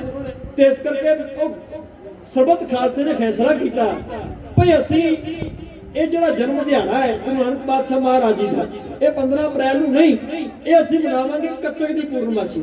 ਉਹ ਕੱਤਕ ਦੀ ਪੂਰਨਮਾਸ਼ੀ ਤੇ ਲੈ ਕੇ ਆਂਦਾ ਗੁਰਮਤਾ ਕਰਕੇ। ਤੇ ਅੱਗੇ ਚਲੋ, ਇਸੇ ਤਰ੍ਹਾਂ ਦੀਆਂ ਦੋ ਘਟਨਾਵਾਂ ਹੋਰ ਨੇ। ਜਿਹੜਾ 40 ਮੁਕਤਿਆਂ ਦਾ ਜੰਗ ਹੋਇਆ ਨਾ ਮੁਕਤਸਰ ਸਾਹਿਬ ਦੀ ਧਰਤੀ ਤੇ ਖਦਰਾਣੇ ਦੀ ਢਾਬ ਤੇ, ਆਖਰੀ ਜੰਗ ਗੁਰੂ ਗੋਬਿੰਦ ਸਿੰਘ ਮਹਾਰਾਜ ਦੀ ਜ਼ਿੰਦਗੀ ਦਾ, ਉਹ ਜੰਗ ਦਾ ਜਿਹੜਾ ਤਾਰੀਖ ਹੈ ਉਹ ਜੂਨ ਮਹੀਨੇ ਦੀ ਹੈ। ਜੂਨ ਜੁਲਾਈ ਮਹੀਨੇ ਅੰਦਰ ਉਹ ਜੰਗ ਹੋਇਆ ਗਰਮੀ ਦੇ ਦਿਨਾਂ ਵਿੱਚ। ਤੇ ਸਾਧ ਸੰਗਤ ਅਸੀਂ ਮਾਘੀ ਦੇ ਦਿਹਾੜੇ ਮੌਕੇ 40 ਮੁਕਤਿਆਂ ਨੂੰ ਯਾਦ ਕਰਦੇ ਹਾਂ। ਉਹਦਾ ਕਾਰਨ ਕੀ ਹੈ? ਉਹਦਾ ਕਾਰਨ ਵੀ ਇਹੋ ਹੈ, ਸਰਬਤ ਖਾਲਸੇ ਨੇ ਫੈਸਲਾ ਕੀਤਾ ਸੀ ਭਈ ਉਹ ਜਿਹੜਾ ਇਲਾਕਾ ਮੁਕਤਸਰ ਸਾਹਿਬ ਦਾ, ਉੱਥੇ ਪਾਣੀ ਦੀ ਬਹੁਤ ਘਾਟ ਹੈ। ਜੇ ਜੂਨ ਜੁਲਾਈ ਦੇ ਮਹੀਨੇ ਅੰਦਰ ਮੇਲਾ ਲੱਗੇਗਾ, ਸ਼ਹੀਦਾਂ ਦੀ ਯਾਦ ਦੇ ਅੰਦਰ ਸੰਗਤਾਂ ਜਾਣਗੀਆਂ, ਸੰਗਤਾਂ ਦੇ ਪ੍ਰਵਾਹ ਨਹੀਂ ਕਰਦੀਆਂ ਨਾ, ਸੰਗਤਾਂ ਦੇ ਆਪਣੇ ਛੋਟੇ ਛੋਟੇ ਬੱਚੇ ਵੀ ਕੁਛੜ ਜਾ ਕੇ ਮਹਾਰਾਜ ਦੇ ਚਰਨਾਂ ਦੇ ਵਿੱਚ ਨਮਸਕਾਰ ਕਰਨ ਦੇ ਲਈ, ਸ਼ਹੀਦਾਂ ਨੂੰ ਯਾਦ ਕਰਨ ਦੇ ਲਈ ਜਾਂਦੀਆਂ ਨੇ। ਤੇ ਸਰਬਤ ਖਾਲਸੇ ਨੇ ਫੈਸਲਾ ਕੀਤਾ ਪਾਣੀ ਦੀ ਬੜੀ ਕਿੱਲਤ ਹੈ ਉਸ ਧਰਤੀ ਤੇ ਗਰਮੀ ਦੇ ਦਿਨਾਂ ਵਿੱਚ ਸੰਗਤ ਤੰਗ ਹੋਏਗੀ, ਇਸ ਕਰਕੇ ਤਰੀਕ ਬਦਲ ਦਿੱਤੀ ਜਾਏ। ਉਹਨਾਂ ਨੇ 1 ਮਾਘ ਦਾ ਦਿਨ ਰੱਖ ਲਿਆ, ਮਾਘੀ ਜਿਹਦਾ ਅਸੀਂ ਕਹਿੰਦੇ ਆ ਨਾ ਜਨਵਰੀ ਮਹੀਨੇ ਦੇ ਅੰਦਰ, ਭਈ 1 ਮਾਘ ਨੂੰ 40 ਮੁਕਤਿਆਂ ਨੂੰ ਯਾਦ ਕੀਤਾ ਜਾਏ, ਉਹ ਦਿਹਾੜਾ ਮਨਾਇਆ ਜਾਏ। ਅੱਗੇ ਆ ਜਾਓ, ਸੰਤ ਬਾਬਾ ਜਰਨੈਲ ਸਿੰਘ ਖਾਲਸਾ ਭਿੰਡਰਾਂ ਵਾਲੇ, ਉਹਨਾਂ ਦਾ ਜਿਹੜਾ ਜਨਮ ਹੈ ਉਹ ਅਸਲ ਵਿੱਚ 2 ਜੂਨ 1947 ਦਾ ਹੈ, ਪਰ ਅਸੀਂ ਜਨਮ ਦਿਹਾੜਾ ਮਨਾਉਂਦੇ ਆ 12 ਫਰਵਰੀ ਨੂੰ। ਉਹਦਾ ਕਾਰਨ ਕੀ ਹੈ? ਉਹਦਾ ਕਾਰਨ ਇਹ ਹੈ ਵੀ 6 ਜੂਨ ਨੂੰ ਸ਼ਹੀਦੀ ਦਿਹਾੜਾ ਹੈ ਸੰਤਾਂ ਦਾ ਤੇ ਬਾਕੀ ਸਿੰਘਾਂ ਦਾ। ਤੇ ਸਰਬੱਤ ਖਾਲਸੇ ਨੇ ਫੈਸਲਾ ਕੀਤਾ ਵੀ ਜੇ 6 ਜੂਨ ਨੂੰ ਜਨਮ, ਜੇ 6 ਜੂਨ ਨੂੰ ਸ਼ਹੀਦੀ ਦਿਹਾੜਾ ਹੈ ਤੇ ਅਸੀਂ 2 ਜੂਨ ਨੂੰ ਜਨਮ ਦਿਹਾੜਾ ਕਿਵੇਂ ਮਨਾਵਾਂਗੇ? ਇਦਾਂ ਨਹੀਂ ਹੋ ਸਕਦੀ। ਇਸ ਕਰਕੇ ਉਹ ਤਰੀਕ ਬਦਲ ਕੇ 12 ਫਰਵਰੀ ਕਰ ਦਿੱਤੀ ਗਈ। ਖੈਰ ਮੈਂ ਆਪਣੇ ਵਿਸ਼ੇ ਤੇ ਆਵਾਂ। ਗੁਰੂ ਗੋਬਿੰਦ ਰਾਏ ਸੱਚੇ ਪਾਤਸ਼ਾਹ ਮਹਾਰਾਜ ਨੇ ਸੁਨੇਹੇ ਲਿਖੇ ਕੱਲੇ ਵੀ ਸੰਗਤਾਂ ਇੱਕ ਵਾਰ ਵਹੀਰਾਂ ਕੱਟ ਕੇ ਅਨੰਦਪੁਰ ਸਾਹਿਬ ਆਓ, ਅਨੋਖਾ ਕੌਤਕ ਰਚਣਾ ਹੈ। ਤੇ ਸੰਗਤਾਂ ਦੂਰੋਂ ਦੂਰੋਂ ਚੱਲ ਕੇ ਮਹਾਰਾਜ ਦੇ ਚਰਨਾਂ ਨੂੰ ਪਿਆਰ ਕਰਨ ਵਾਲੀਆਂ ਸੰਗਤਾਂ ਆਈਆਂ। ਵੇਖਿਓ ਭਾਈ ਗੁਰਦਾਸ ਸਾਹਿਬ ਜੀ ਨੇ ਬੋਲ ਬੜੇ ਪਿਆਰੇ ਲਿਖੇ ਨੇ। ਉਹ ਬੋਲਾਂ ਦਾ ਜ਼ਿਕਰ ਆਪਣੇ ਕਵਿਤਾ ਵਿੱਚ ਕਰਦੇ ਨੇ। ਚਰਨ ਸ਼ਰਨ ਗੁਰ ਏਕ ਪੈਂਡਾ ਜਾਏ ਚਾਹੇ, ਸਤਿਗੁਰ ਕੋਟ ਪੈਂਡਾ ਆ ਗਿਆ ਹੋਏ ਨੇ। ਇਹ ਸਾਡੇ ਗੁਰੂ ਘਰ ਦਾ ਸਿਧਾਂਤ ਹੈ। ਇਹ ਗੁਰੂ ਨਾਨਕ ਦੀ ਵਡਿਆਈ ਹੈ। ਇਹ ਦਰਬਾਰ ਦਾ ਵਿਲੱਖਣ ਇਤਿਹਾਸ ਹੈ। ਜੇ ਸਿੱਖ ਘਰੋਂ ਤੁਰੇ ਨਾ ਗੁਰੂ ਦੇ ਦਰਬਾਰ ਵੱਲੇ ਤੇ ਪਾਤਸ਼ਾਹ ਤੇਰੇ ਦਰਸ਼ਨ ਕਰਨ ਵਾਸਤੇ ਤੁਰਨ ਲੱਗਿਆ ਮਨ ਵਿੱਚ ਭਾਵਨਾ ਹੋਵੇ ਤੇ ਭਾਈ ਗੁਰਦਾਸ ਸਾਹਿਬ ਜੀ ਕਹਿੰਦੇ ਵੀ ਇੱਕ ਕਦਮ ਸਿੱਖ ਪੁੱਟੇ ਆਪਣੇ ਗੁਰੂ ਦੇ ਘਰ ਵੱਲੇ ਤੇ ਉਹਦਾ ਗੁਰੂ ਅੱਗੇ ਉਹਨੂੰ ਕਰੋੜਾ ਕਦਮ ਲੈਣ ਵਾਸਤੇ ਆ ਜਾਂਦਾ। ਆਪਣੇ ਸਿੱਖ ਨੂੰ ਲੈਣ ਵਾਸਤੇ ਕਰੋੜਾ ਕਦਮ ਚੱਲ ਕੇ ਗੁਰੂ ਆਉਂਦਾ ਹੈ। ਇਹ ਗੁਰੂ ਘਰ ਦੀ ਵਡਿਆਈ ਹੈ। ਇਹ ਗੁਰੂ ਨਾਨਕ ਦਾ ਘਰ ਹੈ। ਨਿਮਾਣਿਆਂ ਨੂੰ ਮਾਣ ਬਖਸ਼ਦਾ ਹੈ, ਨਤਾਣਿਆਂ ਨੂੰ ਤਾਣ ਬਖਸ਼ਦਾ ਹੈ। ਇਹ ਗਰੀਬ ਨਵਾਜ਼ੀ ਕਰਦਾ ਹੈ। ਇਹ ਗਰੀਬਾਂ ਨੂੰ ਚੁੱਕ ਕੇ ਗਲੇ ਨਾਲ ਲਾ ਕੇ ਛਾਤੀ ਨੂੰ ਲਾ ਕੇ ਪਿਆਰ ਦੇਣ ਵਾਲਾ ਘਰ ਹੈ। ਇਹ ਘਰ ਐਡਾ ਮਹਾਨ ਹੈ। ਸੱਚੇ ਪਾਤਸ਼ਾਹ ਮਹਾਰਾਜ ਦੇ ਚਰਨਾਂ ਨੂੰ ਪਿਆਰ ਕਰਨ ਵਾਲੀ ਸੰਗਤ ਨਾ ਮਨ ਵਿੱਚ ਭਾਵਨਾ ਲੈ ਕੇ ਤੁਰ ਪਏ। ਜਦੋਂ ਸੁਨੇਹੇ ਪਹੁੰਚੇ ਭਈ ਇੱਕ ਵੈਸਾਖ ਨੂੰ ਜਾਣਾ ਹੈ, ਪਹਿਲਾਂ ਤੁਰ ਕੇ ਆਉਣਾ ਪੈਣਾ ਹੈ, ਸਾਧਨ ਬਹੁਤੇ ਨਹੀਂ। ਲਓ ਜੀ ਅਨੰਦਪੁਰ ਸਾਹਿਬ ਦੀ ਧਰਤੀ ਤੇ ਬਹੁਤ ਸੰਗਤ ਦਾ ਇਕੱਠ ਹੋ ਗਿਆ। ਦੁਨੀਆ ਭਰ ਦੇ ਕੋਨੇ-ਕੋਨੇ ਵਿੱਚ ਜਿੱਥੇ ਵੀ ਕਿਤੇ ਬੂਟਾ ਲੱਗਾ ਸੀ ਨਾ ਸਿੱਖੀ ਦਾ, ਜਿੱਥੇ ਵੀ ਸਿੱਖੀ ਦੀ ਮਹਿਕ ਖਿਲਰੀ ਹੋਈ ਹੈ, ਜਿੱਥੇ ਵੀ ਗੁਰੂ ਨਾਨਕ ਪਾਤਸ਼ਾਹ ਮਹਾਰਾਜ ਦੇ ਚਰਨਾਂ ਨੂੰ ਪਿਆਰ ਕਰਨ ਵਾਲੇ ਬੈਠੇ ਨੇ, ਉਹ ਬੜੀ ਭਾਵਨਾ ਮਨ ਵਿੱਚ ਲੈ ਕੇ ਆਏ। ਸਤਿਗੁਰੂ ਗੁਰੂ ਗੋਬਿੰਦ ਰਾਏ ਪਾਤਸ਼ਾਹ ਮਹਾਰਾਜ ਦੇ ਚਰਨਾਂ ਵਿੱਚ ਮਹਾਰਾਜ ਦੇ ਦਰਸ਼ਨ ਕਰਨ ਲਈ, ਸੱਚੇ ਪਾਤਸ਼ਾਹ ਦੇ ਸੁਨੇਹੇ ਤੇ ਫੁੱਲ ਚੜਾਉਣ ਲਈ ਔਰ ਮਹਾਰਾਜ ਦਾ ਕਿਹਾ ਹੋਇਆ ਅਨੋਖਾ ਕੌਤਕ ਵੇਖਣ ਦੇ ਲਈ, ਅਨੋਖੀ ਲੀਹ ਵੇਖਣ ਦੇ ਲਈ ਚੱਲ ਕੇ ਆਏ ਨੇ ਕਿ ਮਹਾਰਾਜ ਜੀ ਕੀ ਕਰਨਗੇ। ਸਾਧ ਸੰਗਤ ਗੁਰੂ ਗ੍ਰੰਥ ਸਾਹਿਬ ਮਹਾਰਾਜ ਦੀ ਬਾਣੀ ਕਹਿੰਦੀ ਏ ਸੋਏ ਸੁੰਦੜੀ ਮੇਰਾ ਤਨ ਮਨ ਮੌਲਾ ਨਾਮ ਜਪੰਦੜੀ ਲਾਲੀ, ਪੰਧ ਜੁੰਦੜੀ ਮੇਰਾ ਅੰਦਰ ਠੰਡਾ ਗੁਰ ਦਰਸ਼ਨ ਦੇਖ ਨਿਹਾਲੀ। ਇਹਦਾ ਸਮੁੱਚਾ ਭਾਵ ਅਰਥ ਪਤਾ ਕੀ ਹੈ ਕਿ ਜਦੋਂ ਕੋਈ ਸਿੱਖ ਆਪਣੇ ਗੁਰੂ ਦੀਆਂ ਕਹਾਣੀਆਂ ਸੁਣਦਾ ਹੈ ਉਹਨੇ ਮਨ ਅੰਦਰ ਸ਼ੀਤਲਤਾ ਹੁੰਦੀ ਹੈ, ਠੰਡ ਪੈਂਦੀ ਹੈ। ਤੇ ਜਦੋਂ ਕੋਈ ਸਿੱਖ ਆਪਣੇ ਗੁਰੂ ਦੇ ਘਰ ਵੱਲੇ ਕਦਮ ਪੁੱਟਦਾ ਹੈ ਨਾ, ਉਹਦੇ ਘਰ ਨੂੰ ਜਾਂਦੇ ਰਾਹਾਂ ਤੇ ਪੈਰ ਧਰਦਾ ਹੈ, ਉਹ ਸਿੱਖ ਦੇ ਅੰਦਰ ਮਹਾਰਾਜ ਜੀ ਇਹੋ ਜਿਹੀ ਠੰਡਕ ਪਾ ਦਿੰਦੇ ਨੇ, ਇਹੋ ਜਿਹਾ ਸੱਚੇ ਪਾਤਸ਼ਾਹ ਸਕੂਨ ਦਿੰਦੇ ਨੇ ਉਹ ਸਿੱਖ ਨੂੰ। ਤੇ ਜਦੋਂ ਗੁਰੂ ਦਰਬਾਰ ਵਿੱਚ ਆਉਂਦਾ, ਗੁਰੂ ਦੇ ਦਰਸ਼ਨ ਕਰਦਾ ਹੈ, ਫਿਰ ਉਹਦਾ ਤਨ ਤੇ ਮਨ ਨਿਹਾਲ ਹੋ ਜਾਂਦਾ। ਤਨ ਮਨ ਹੋਏ ਨਿਹਾਲ ਜਾ ਗੁਰ ਦੇਖਾ ਸਾਹਮਣੇ। ਹੁਣ ਸੰਗਤਾਂ ਦਾ ਇਕੱਠ ਹੋ ਗਿਆ। ਮਹਾਰਾਜ ਜੀ ਨੇ ਇੱਕ ਬਹੁਤ ਵੱਡਾ ਸ਼ਾਮਿਆਨਾ ਲਗਵਾਇਆ, ਇੱਕ ਬਹੁਤ ਵੱਡਾ ਮਹਾਰਾਜ ਜੀ ਨੇ ਦਰਬਾਰ ਲਗਵਾਇਆ ਜਿੱਥੇ ਸੰਗਤਾਂ ਦਾ ਇਕੱਠ ਹੋਣਾ ਹੈ, ਸੰਗਤਾਂ ਨੇ ਆਣ ਕੇ ਸਜਣਾ ਹੈ ਤੇ ਮਹਾਰਾਜ ਜੀ ਨੇ ਕੌਤਕ ਵਰਤਾਉਣਾ ਹੈ। ਉਹ ਜਿਹੜਾ ਮਹਾਰਾਜ ਜੀ ਨੇ ਪੰਡਾਲ ਲਾਇਆ ਹੈ ਨਾ ਕੇਸਗੜ੍ਹ ਸਾਹਿਬ ਦੀ ਧਰਤੀ ਤੇ, ਉਹਦੇ ਪਿਛਲੇ ਪਾਸੇ ਮਹਾਰਾਜ ਜੀ ਨੇ ਦੋਹਰਾ ਤੰਬੂ ਲਗਵਾ ਲਿਆ। ਉਹ ਦੋਹਰਾ ਤੰਬੂ ਸਾਰੇ ਪਾਸਿਓਂ ਬੰਦ ਹੈ। ਉਹ ਸੱਚੇ ਪਾਤਸ਼ਾਹ ਮਹਾਰਾਜ ਜੀ ਤੰਬੂ ਅੰਦਰ ਸ਼ਾਮ ਨੂੰ ਵੜ ਗਏ। ਇੱਕ ਵੈਸਾਖ ਦਾ ਦਿਨ ਭਾਵ ਕਿ ਕੱਲ ਦਾ ਦਿਨ ਜਿਹੜਾ ਆਉਣਾ ਹੈ, ਜਦੋਂ ਇੱਕ ਵੈਸਾਖ ਦਾ ਦਿਨ ਆਇਆ, ਅੰਮ੍ਰਿਤ ਵੇਲਾ ਹੋਇਆ, ਸੰਗਤਾਂ ਇਸ਼ਨਾਨ ਪਾਨ ਕਰਕੇ ਦਰਬਾਰ ਵਿੱਚ ਜੁੜੀਆਂ। ਮਹਾਰਾਜ ਦੇ ਦਰਬਾਰ ਦੇ ਵਿੱਚ ਰਾਗੀ ਸਿੱਖਾਂ ਨੇ ਤੰਤੀ ਸਾਜ਼ਾਂ ਦੇ ਨਾਲ ਆਸਾ ਕੀ ਵਾਰ ਦਾ ਕੀਰਤਨ ਕੀਤਾ, ਪੌੜੀ ਪੜ ਕੇ ਉਹਨਾਂ ਸਮਾਪਤੀ ਕੀਤੀ। ਵੱਡੇ ਕੀਆਂ ਵਡਿਆਈਆਂ ਕਿਛ ਕਹਿਣਾ ਕਹਿ ਨਾ ਜਾਏ, ਸੋ ਕਰਤਾ ਕਾਦਰ ਕਰੀਮ ਦੇ ਜੀਆ ਰਜ ਸੁਭਾਏ, ਸਾਈ ਕਾਰ ਕਮਾਵਣੀ ਤੂੰ ਛੋਟੀ ਕਿਰੇ ਨਾ ਪਾਏ, ਨਾਨਕੇ ਕੀ ਬਾਹਰੀ ਹੋਰ ਦੂਜੀ ਨਹੀਂ ਜਾਏ। ਸੁਧ ਜਦੋਂ ਇਹ ਭੋਗ ਪਾਇਆ ਗਿਆ ਆਸਾ ਕੀ ਵਾਰਤਾ ਤੇ ਸਾਰੀ ਸੰਗਤ ਬੈਠੀ ਉਡੀਕਣ ਲੱਗੀ ਤੇ ਗੁਰੂ ਗੋਬਿੰਦ ਰਾਏ ਸੱਚੇ ਪਾਤਸ਼ਾਹ ਕਦੋਂ ਦਰਸ਼ਨ ਦੇਣਗੇ। ਸਾਡੇ ਨੈਣ ਤਰਸਦੇ ਆ ਤੇ ਨੀਲੇ ਦੇ ਸ਼ਾਹ ਸਵਾਰ ਦਸ਼ਮੇਸ਼ ਪਾਤਸ਼ਾਹ ਕਲਗੀਆਂ ਵਾਲੇ, ਤਖਤਾਂ ਵਾਲੇ, ਤਾਜਾਂ ਵਾਲੇ, ਸ਼ਹਿਨਸ਼ਾਹ ਦੇ ਸ਼ਹਿਨਸ਼ਾਹ ਕਦੋਂ ਸਾਡੇ ਸਾਹਮਣੇ ਆਉਣਗੇ ਤੇ ਸਾਡੇ ਮਨ ਦੀ ਭੁੱਖ ਪਿਆਸ, ਸਾਡੇ ਮਨ ਦੀ ਦਰਸ਼ਨਾਂ ਦੀ ਲਾਲਸਾ ਸੱਚੇ ਪਾਤਸ਼ਾਹ ਮਹਾਰਾਜ ਜੀ ਕਦੋਂ ਮਿਟਾਉਣਗੇ। ਮਨ ਦੇ ਵਿੱਚ ਗੁਰੂ ਦੇ ਦਰਸ਼ਨਾਂ ਦੀ ਲਾਲਸਾ ਲੈ ਕੇ ਸੰਗਤ ਬੈਠੀ ਹੈ। ਤੰਬੂ ਵਾਲੇ ਸਾਰਿਆਂ ਨਿਗਾਹ ਟਿਕਾਈ ਹੋਈ ਆ, ਦੋ ਦੋ ਨੇਤਰ। ਇਤਿਹਾਸ ਕਹਿੰਦਾ 80,000 ਦਾ ਇਕੱਠ ਹੋ ਚੁੱਕਿਆ ਹੈ ਤੇ 80,000 ਦਾ ਇਕੱਠ ਕੱਲਾ ਕੱਲਾ ਸਿੱਖ, ਕੱਲਾ ਕੱਲਾ ਜੀ ਗੁਰੂ ਗੋਬਿੰਦ ਰਾਏ ਸੱਚੇ ਪਾਤਸ਼ਾਹ ਮਹਾਰਾਜ ਦੇ ਦਰਸ਼ਨ ਕਰਨ ਦੇ ਲਈ ਆਪਣੀਆਂ ਨਿਗਾਹ ਤੰਬੂ ਵਾਲੇ ਗੱਡ ਕੇ ਬੈਠਾ ਹੈ। ਤੇ ਦੋਹਰੇ ਤੰਬੂ ਦੇ ਵਿੱਚੋਂ ਅੱਜ ਗੁਰੂ ਗੋਬਿੰਦ ਰਾਏ ਸੱਚੇ ਪਾਤਸ਼ਾਹ ਮਹਾਰਾਜ ਜੀ ਬਾਹਰ ਨਿਕਲੇ ਨੇ। ਪਰ ਸੱਚੇ ਪਾਤਸ਼ਾਹ ਨੂੰ ਜਿਹੜੇ ਸਿੱਖਾਂ ਨੇ ਪਹਿਲਾਂ ਤੱਕਿਆ ਸੀ, ਅੱਜ ਮਹਾਰਾਜ ਦਾ ਤੱਕਣ ਦਾ ਸੱਚੇ ਪਾਤਸ਼ਾਹ ਮਹਾਰਾਜ ਦੇ ਜੀਵਨ ਦੇ ਵਿੱਚ ਮਹਾਰਾਜ ਦੇ ਸਰੀਰ ਦੇ ਪੱਖੋਂ ਅੱਜ ਕੋਈ ਅਨੋਖਾ ਢੰਗ ਮਹਾਰਾਜ ਜੀ ਨੇ ਵਰਤਿਆ। ਉਹ ਕੀ ਹੈ? ਕਦੇ ਪਾਤਸ਼ਾਹ ਮਹਾਰਾਜ ਜੀ ਆਪਣੇ ਸਿੱਖਾਂ ਨੂੰ ਕੋਲ ਆਇਆ ਨੂੰ ਬੜੇ ਪਿਆਰ ਦੇ ਨਾਲ ਦਾਤਾਂ ਦੇ ਕੇ ਨਵਾਜਦੇ ਨੇ, ਪਿਆਰ ਦੇ ਕੇ ਨਵਾਜਦੇ ਨੇ। ਅੱਜ ਗੁਰੂ ਜਦੋਂ ਤੰਬੂ ਤੋਂ ਬਾਹਰ ਨਿਕਲਿਆ ਉਦੋਂ ਪਾਤਸ਼ਾਹ ਦੇ ਹੱਥ ਵਿੱਚ ਨੰਗੀ ਤੇਗ ਹੈ, ਨੰਗੀ ਸ਼ਮਸ਼ੀਰ ਹੈ, ਉਹਦੇ ਉੱਪਰ ਮਿਆਨ ਨਹੀਂ, ਉਹ ਬੇਮਿਆਨ ਹੈ। ਤੇ ਸਤਿਗੁਰੂ ਦੇ ਅੱਖਾਂ ਦੇ ਵਿੱਚ ਖੂਨ ਉਤਰਿਆ ਹੋਇਆ, ਚਿਹਰੇ ਦੇ ਉੱਪਰ ਲਾਲੀ ਹੈ, ਮਹਾਰਾਜ ਦਾ ਚਿਹਰਾ ਭਖ ਰਿਹਾ ਹੈ। ਇਵੇਂ ਲੱਗਦਾ ਜਿਵੇਂ ਸੱਚੇ ਪਾਤਸ਼ਾਹ ਮਹਾਰਾਜ ਦੇ ਅੰਦਰ ਬਹੁਤ ਜ਼ਿਆਦਾ ਜਨੂਨ ਆ ਗਿਆ ਹੋਵੇ, ਜੋਸ਼ ਆ ਗਿਆ ਹੋਵੇ। ਜਿਨ੍ਹਾਂ ਸਿੱਖਾਂ ਨੇ ਭੰਗਾਣੀ ਦੇ ਜੰਗ ਅੰਦਰ ਮਹਾਰਾਜ ਨੂੰ ਤੇਗ ਮੂੰਹਦਿਆਂ ਵੇਖਿਆ ਸੀ ਨਾ, ਉਹ ਭੰਗਾਣੀ ਦੇ ਜੰਗ ਦਾ ਸੀਨ ਅੱਜ ਚੇਤੇ ਆ ਗਿਆ ਉਹਨਾਂ ਸਿੱਖਾਂ ਨੂੰ। ਇਸੇ ਤਰ੍ਹਾਂ ਮਹਾਰਾਜ ਜੀ ਭੰਗਾਣੀ ਦੇ ਜੰਗ ਵਿੱਚ ਬੜੇ ਵੀਰ ਅਸਲੀ ਚਾ ਕੇ ਲੜੇ ਸੀ। ਅੱਜ ਉਹੀ ਚਿਹਰਾ ਚੇਤੇ ਮਹਾਰਾਜ ਦਾ ਆ ਗਿਆ। ਸੱਚੇ ਪਾਤਸ਼ਾਹ ਵੀਰ ਅਸਲੀ ਵਿੱਚ ਆਏ ਹੋਏ ਨੇ, ਜਨੂਨ ਤੇ ਜੋਸ਼ ਵਿੱਚ ਆਏ ਹੋਏ ਨੇ। ਆਪਣੀ ਨੰਗੀ ਤੇਗ ਹਵਾ ਦੇ ਵਿੱਚ ਲਹਿਰਾ ਕੇ 80,000 ਦੇ ਇਕੱਠ ਦੇ ਸਿੱਖਾਂ ਦੇ ਵਿੱਚ ਇੱਕ ਅਨੋਖੀ ਮੰਗ ਕਰਨ ਲੱਗੇ ਨੇ। ਕੀ ਮੰਗ ਹੈ? ਆਓ ਤੱਕ ਉਹਨਾਂ ਲਾਈਨਾਂ ਨੂੰ। ਢਾਡੀ ਭਗਵੰਤ ਸਿੰਘ ਬਾੜਵਾਲ, ਢਾਡੀ ਗੁਰਜੀਤ ਸਿੰਘ ਮਢਾਲੀ, ਸਰੰਗੀ ਮਾਸਟਰ ਸਰਬਜੀਤ ਸਿੰਘ ਸਰਬ ਨੰਗਲ ਖੁਰਦਮਾਨਪੁਰ, ਸੁਖਵਿੰਦਰ ਸਿੰਘ ਮਢਾਲੀ ਦਾ ਜਥਾ ਕੁਝ ਹੈ।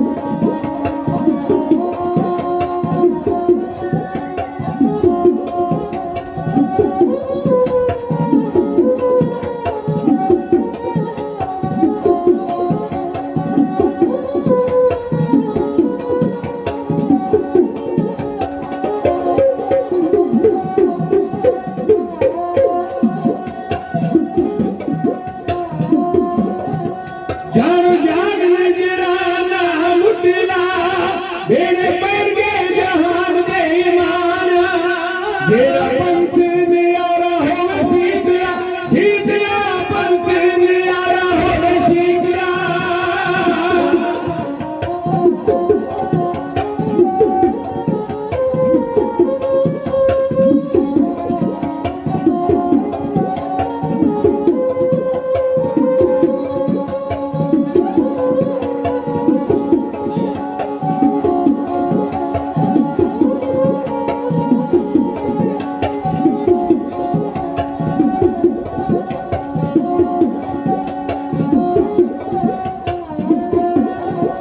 जेड़ा पंथ न्यारा होवे सीसरा, हुंदा उस वेले दा कायम इम्तिहान।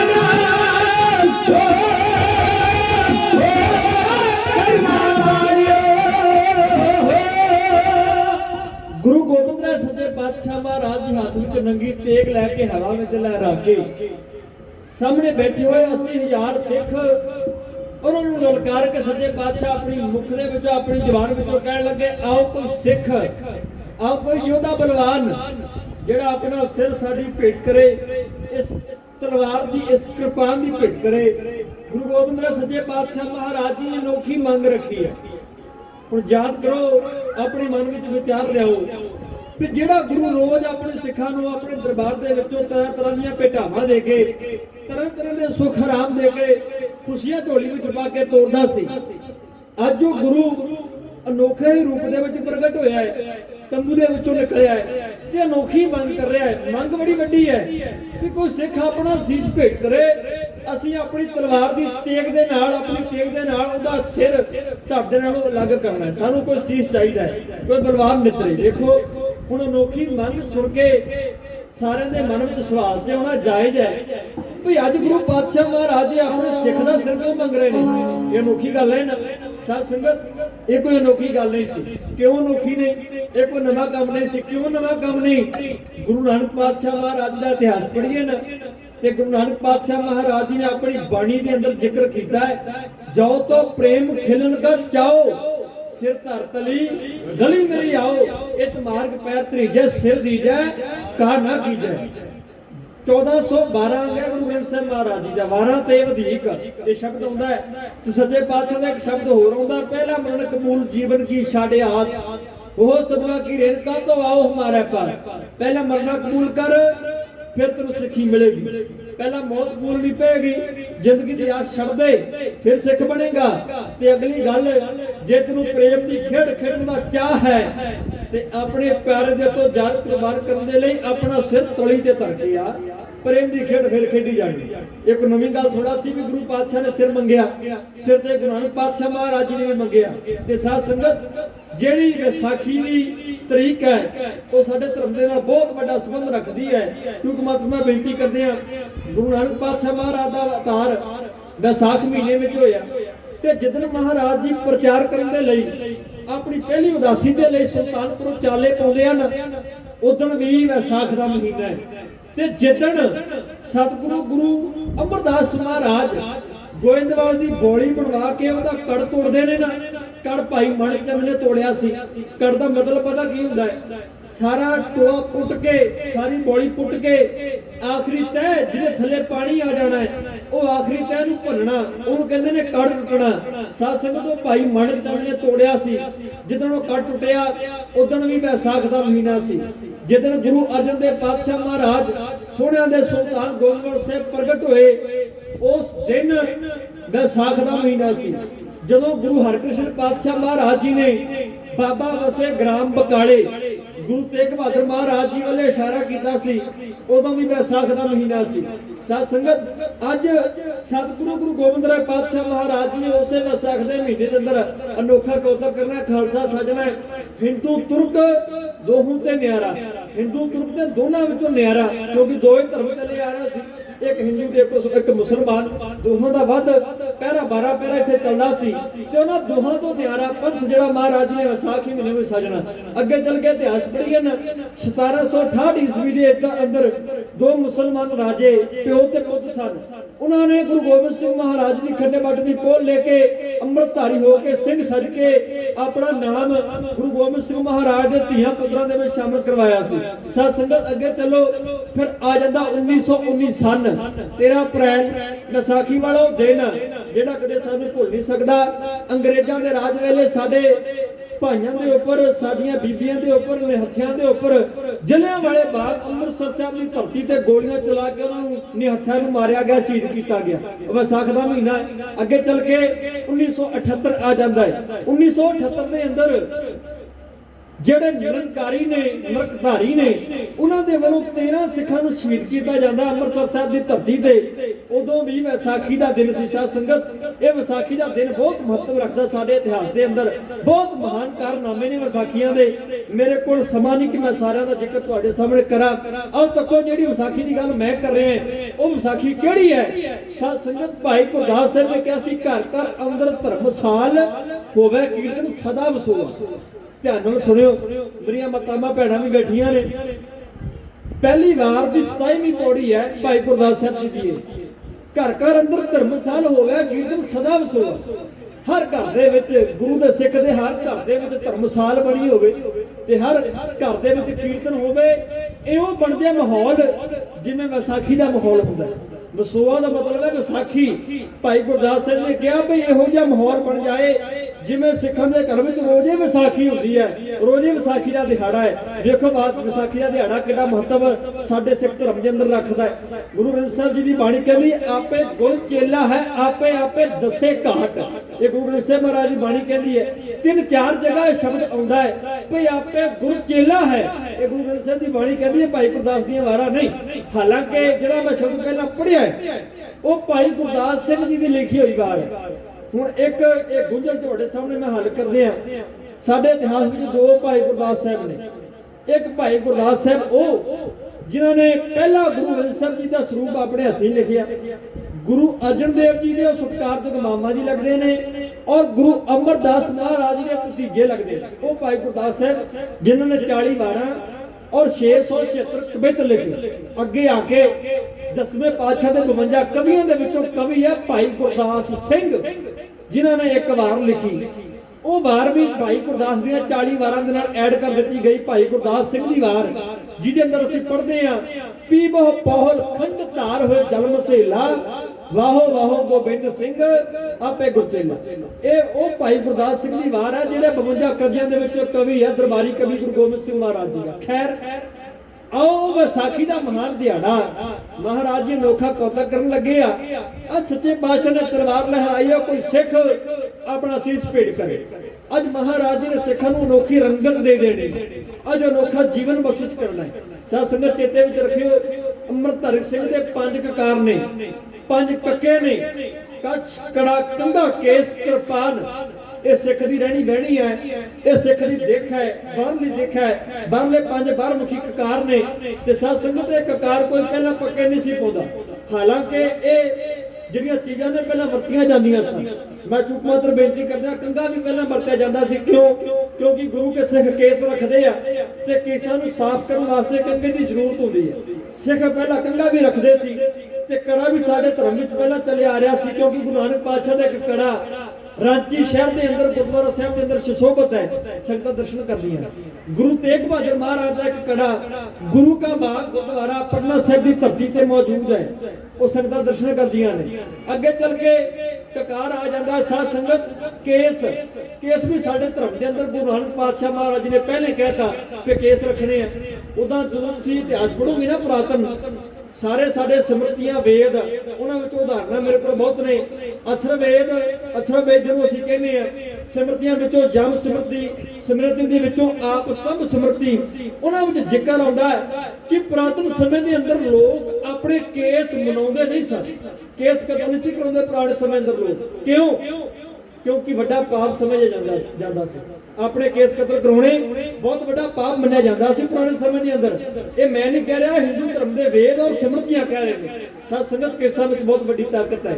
ਸਾਡੇ ਗੁਰੂ ਨੇ ਸਾਨੂੰ ਬਹੁਤ ਵਿਸ਼ਾਲ ਦਿੱਖ ਦਿੱਤੀ ਹੈ। ਜਿਨ੍ਹਾਂ ਨੇ ਕੇਸ ਰੱਖੇ ਮੁਬਾਰਕ ਨੇ, ਤੇ ਜਿਨ੍ਹਾਂ ਨਹੀਂ ਰੱਖੇ ਨਾ, ਗੁਰੂ ਦੇ ਚਰਨਾਂ ਵਿੱਚ ਅਰਦਾਸ ਕਰਿਓ ਕਿ ਮਹਾਰਾਜ ਐਸੀ ਕਿਰਪਾ ਕਰ ਕਿ ਅਸੀਂ ਵੀ ਤੇਰੇ ਸਾਥ ਸੂਤ ਸਿੱਖ ਬਣ ਜਾਈਏ, ਸਾਨੂੰ ਵੀ ਤੇਰੀ ਸਿੱਖੀ ਮਿਲ ਜਾਏ, ਸਾਡੀ ਵੀ ਦੇਖ ਤੇਰੇ ਪੁੱਤਰਾਂ ਵਾਲੀ ਬਣ ਜਾਏ। ਪਾਤਸ਼ਾਹ ਮਹਾਰਾਜ ਜੀ ਕਿਰਪਾ ਕਰਨਗੇ।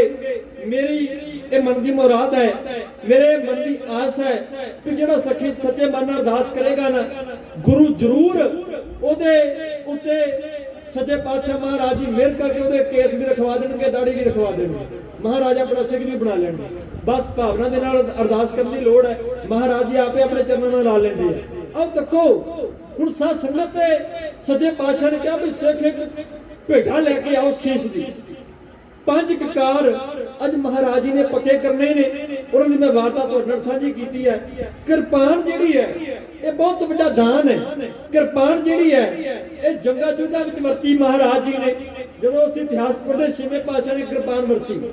ਬਾਅਦ ਵਿੱਚ 10ਵੇਂ ਪਾਤਸ਼ਾਹ ਨੇ ਜੰਗ ਕੀਤੇ ਖਾਲਸਾ ਸਜਾਉਣ ਤੋਂ ਪਹਿਲਾਂ ਭੰਗਾਣੀ ਦੇ ਅੰਦਰ, ਨਨੌਰ ਦੇ ਅੰਦਰ, ਅਨੰਦਪੁਰ ਸਾਹਿਬ ਦੀ ਧਰਤੀ ਮਹਾਰਾਜ ਜੀ ਨੇ ਕਿਰਪਾਨ ਵਰਤੀ। ਕਿਰਪਾਨ ਵੀ ਕੋਈ ਸਿੱਖਾਂ ਵਾਸਤੇ ਨਵੀਂ ਨਹੀਂ ਸੀ, ਸਾਰਾ ਕੁਝ ਪਹਿਲਾਂ ਚੱਲਿਆ ਆ ਰਿਹਾ ਹੈ। ਪਰ ਕੋਈ ਕਿਰਪਾਨ ਧਾਰਨ ਕਰਦਾ ਸੀ, ਕੋਈ ਨਹੀਂ ਕਰਦਾ ਸੀ।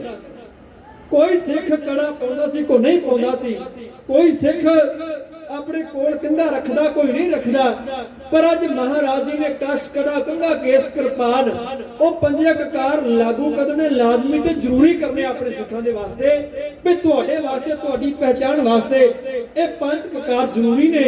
ਅੱਜ ਪਾਤਸ਼ਾਹ ਮਹਾਰਾਜ ਜੀ ਨੇ ਸਿਰ ਦੀ ਭੇਟਾ ਮੰਗੀ ਹੈ ਤੇ ਸਾਧ ਸੰਗਤ 80,000 ਦੇ ਇਕੱਠ ਵਿੱਚ ਇੱਕ ਯੋਧਾ ਨਿੱਤਰ ਕੇ ਸਾਹਮਣੇ ਆਇਆ। ਉਹ ਯੋਧੇ ਦਾ ਨਾਮ ਪਤਾ ਕੀ ਹੈ? ਭਾਈ ਦਇਆ ਰਾਮ।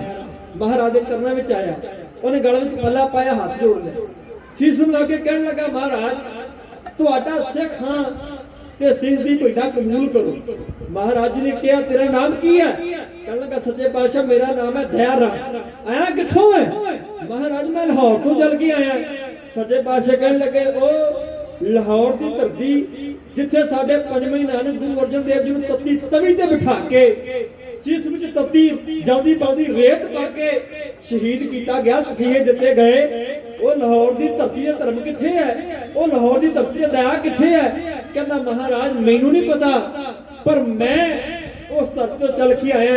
ਇਹ ਸਿਰ ਤੁਹਾਡਾ ਹੈ। ਮਹਾਰਾਜ ਜੀ ਆਪਣੇ ਲੇਖੇ ਵਿੱਚ ਲਾ ਲਾਓ ਤੇ ਗੁਰੂ ਗੋਬਿੰਦ ਸਿੰਘ ਸੱਚੇ ਪਾਤਸ਼ਾਹ ਮਹਾਰਾਜ ਦੇ ਚਰਨਾਂ ਦੇ ਅੰਦਰ ਆਪਣੇ ਸੀਸ ਦੀ ਭੇਟਾ ਲੈ ਕੇ ਨਿਮਾਣਾ ਸਿੱਖ ਆਪਣੇ ਸੀਸ ਦੀ ਭੇਟਾ ਗੁਰੂ ਨੂੰ ਪ੍ਰਵਾਨ ਕਰਨ ਵਾਸਤੇ ਕਹਿ ਰਿਹਾ ਹੈ।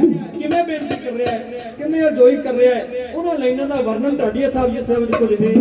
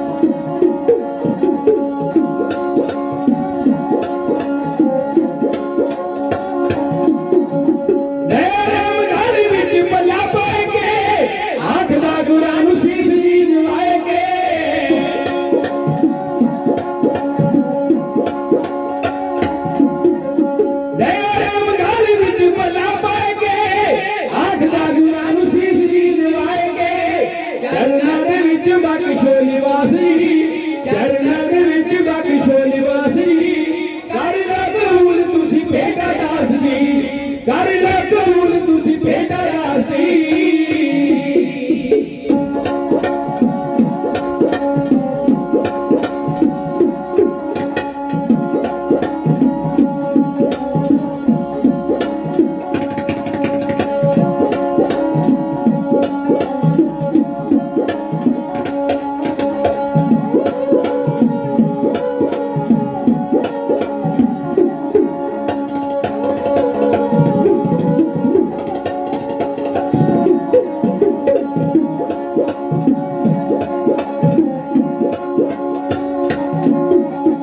आया तेरी लाके दा ते माफ करियो, आया तेरी लाके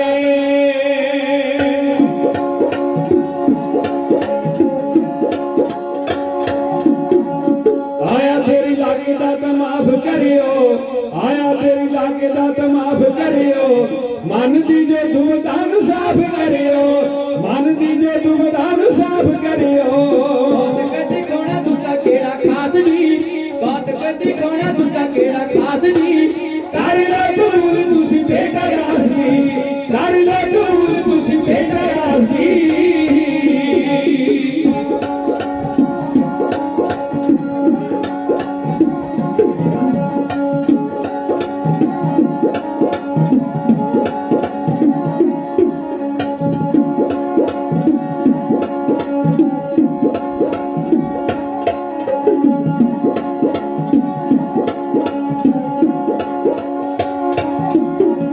सिर दे के मिले दे खुशी अपनी, इस तो प्यारी लागे फूल जाबरी।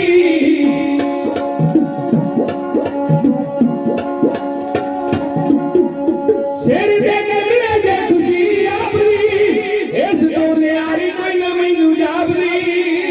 जे हमेशा आप दाही पास जी, दिल जे हमेशा आपदा ही वास जी। कर लो कबूल तुसी बेटा दास जी। कर लो दूर तुसी बेटा राजी।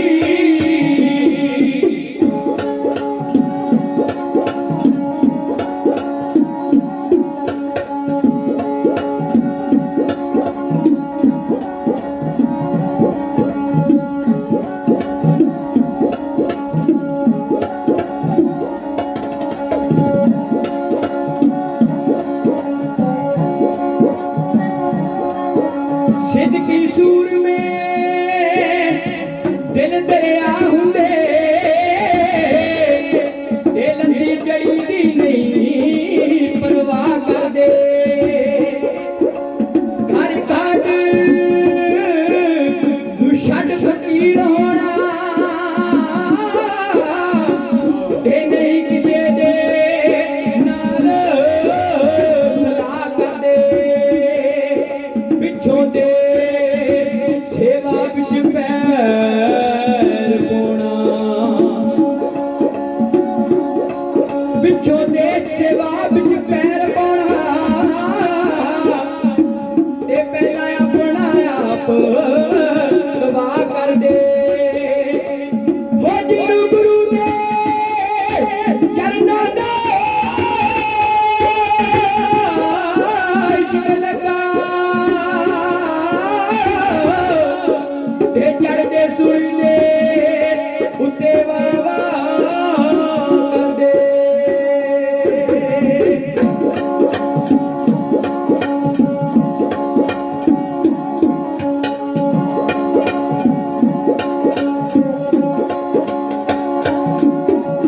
वार तुसा पिता धर्म बचा लिया, वार तुसा पिता।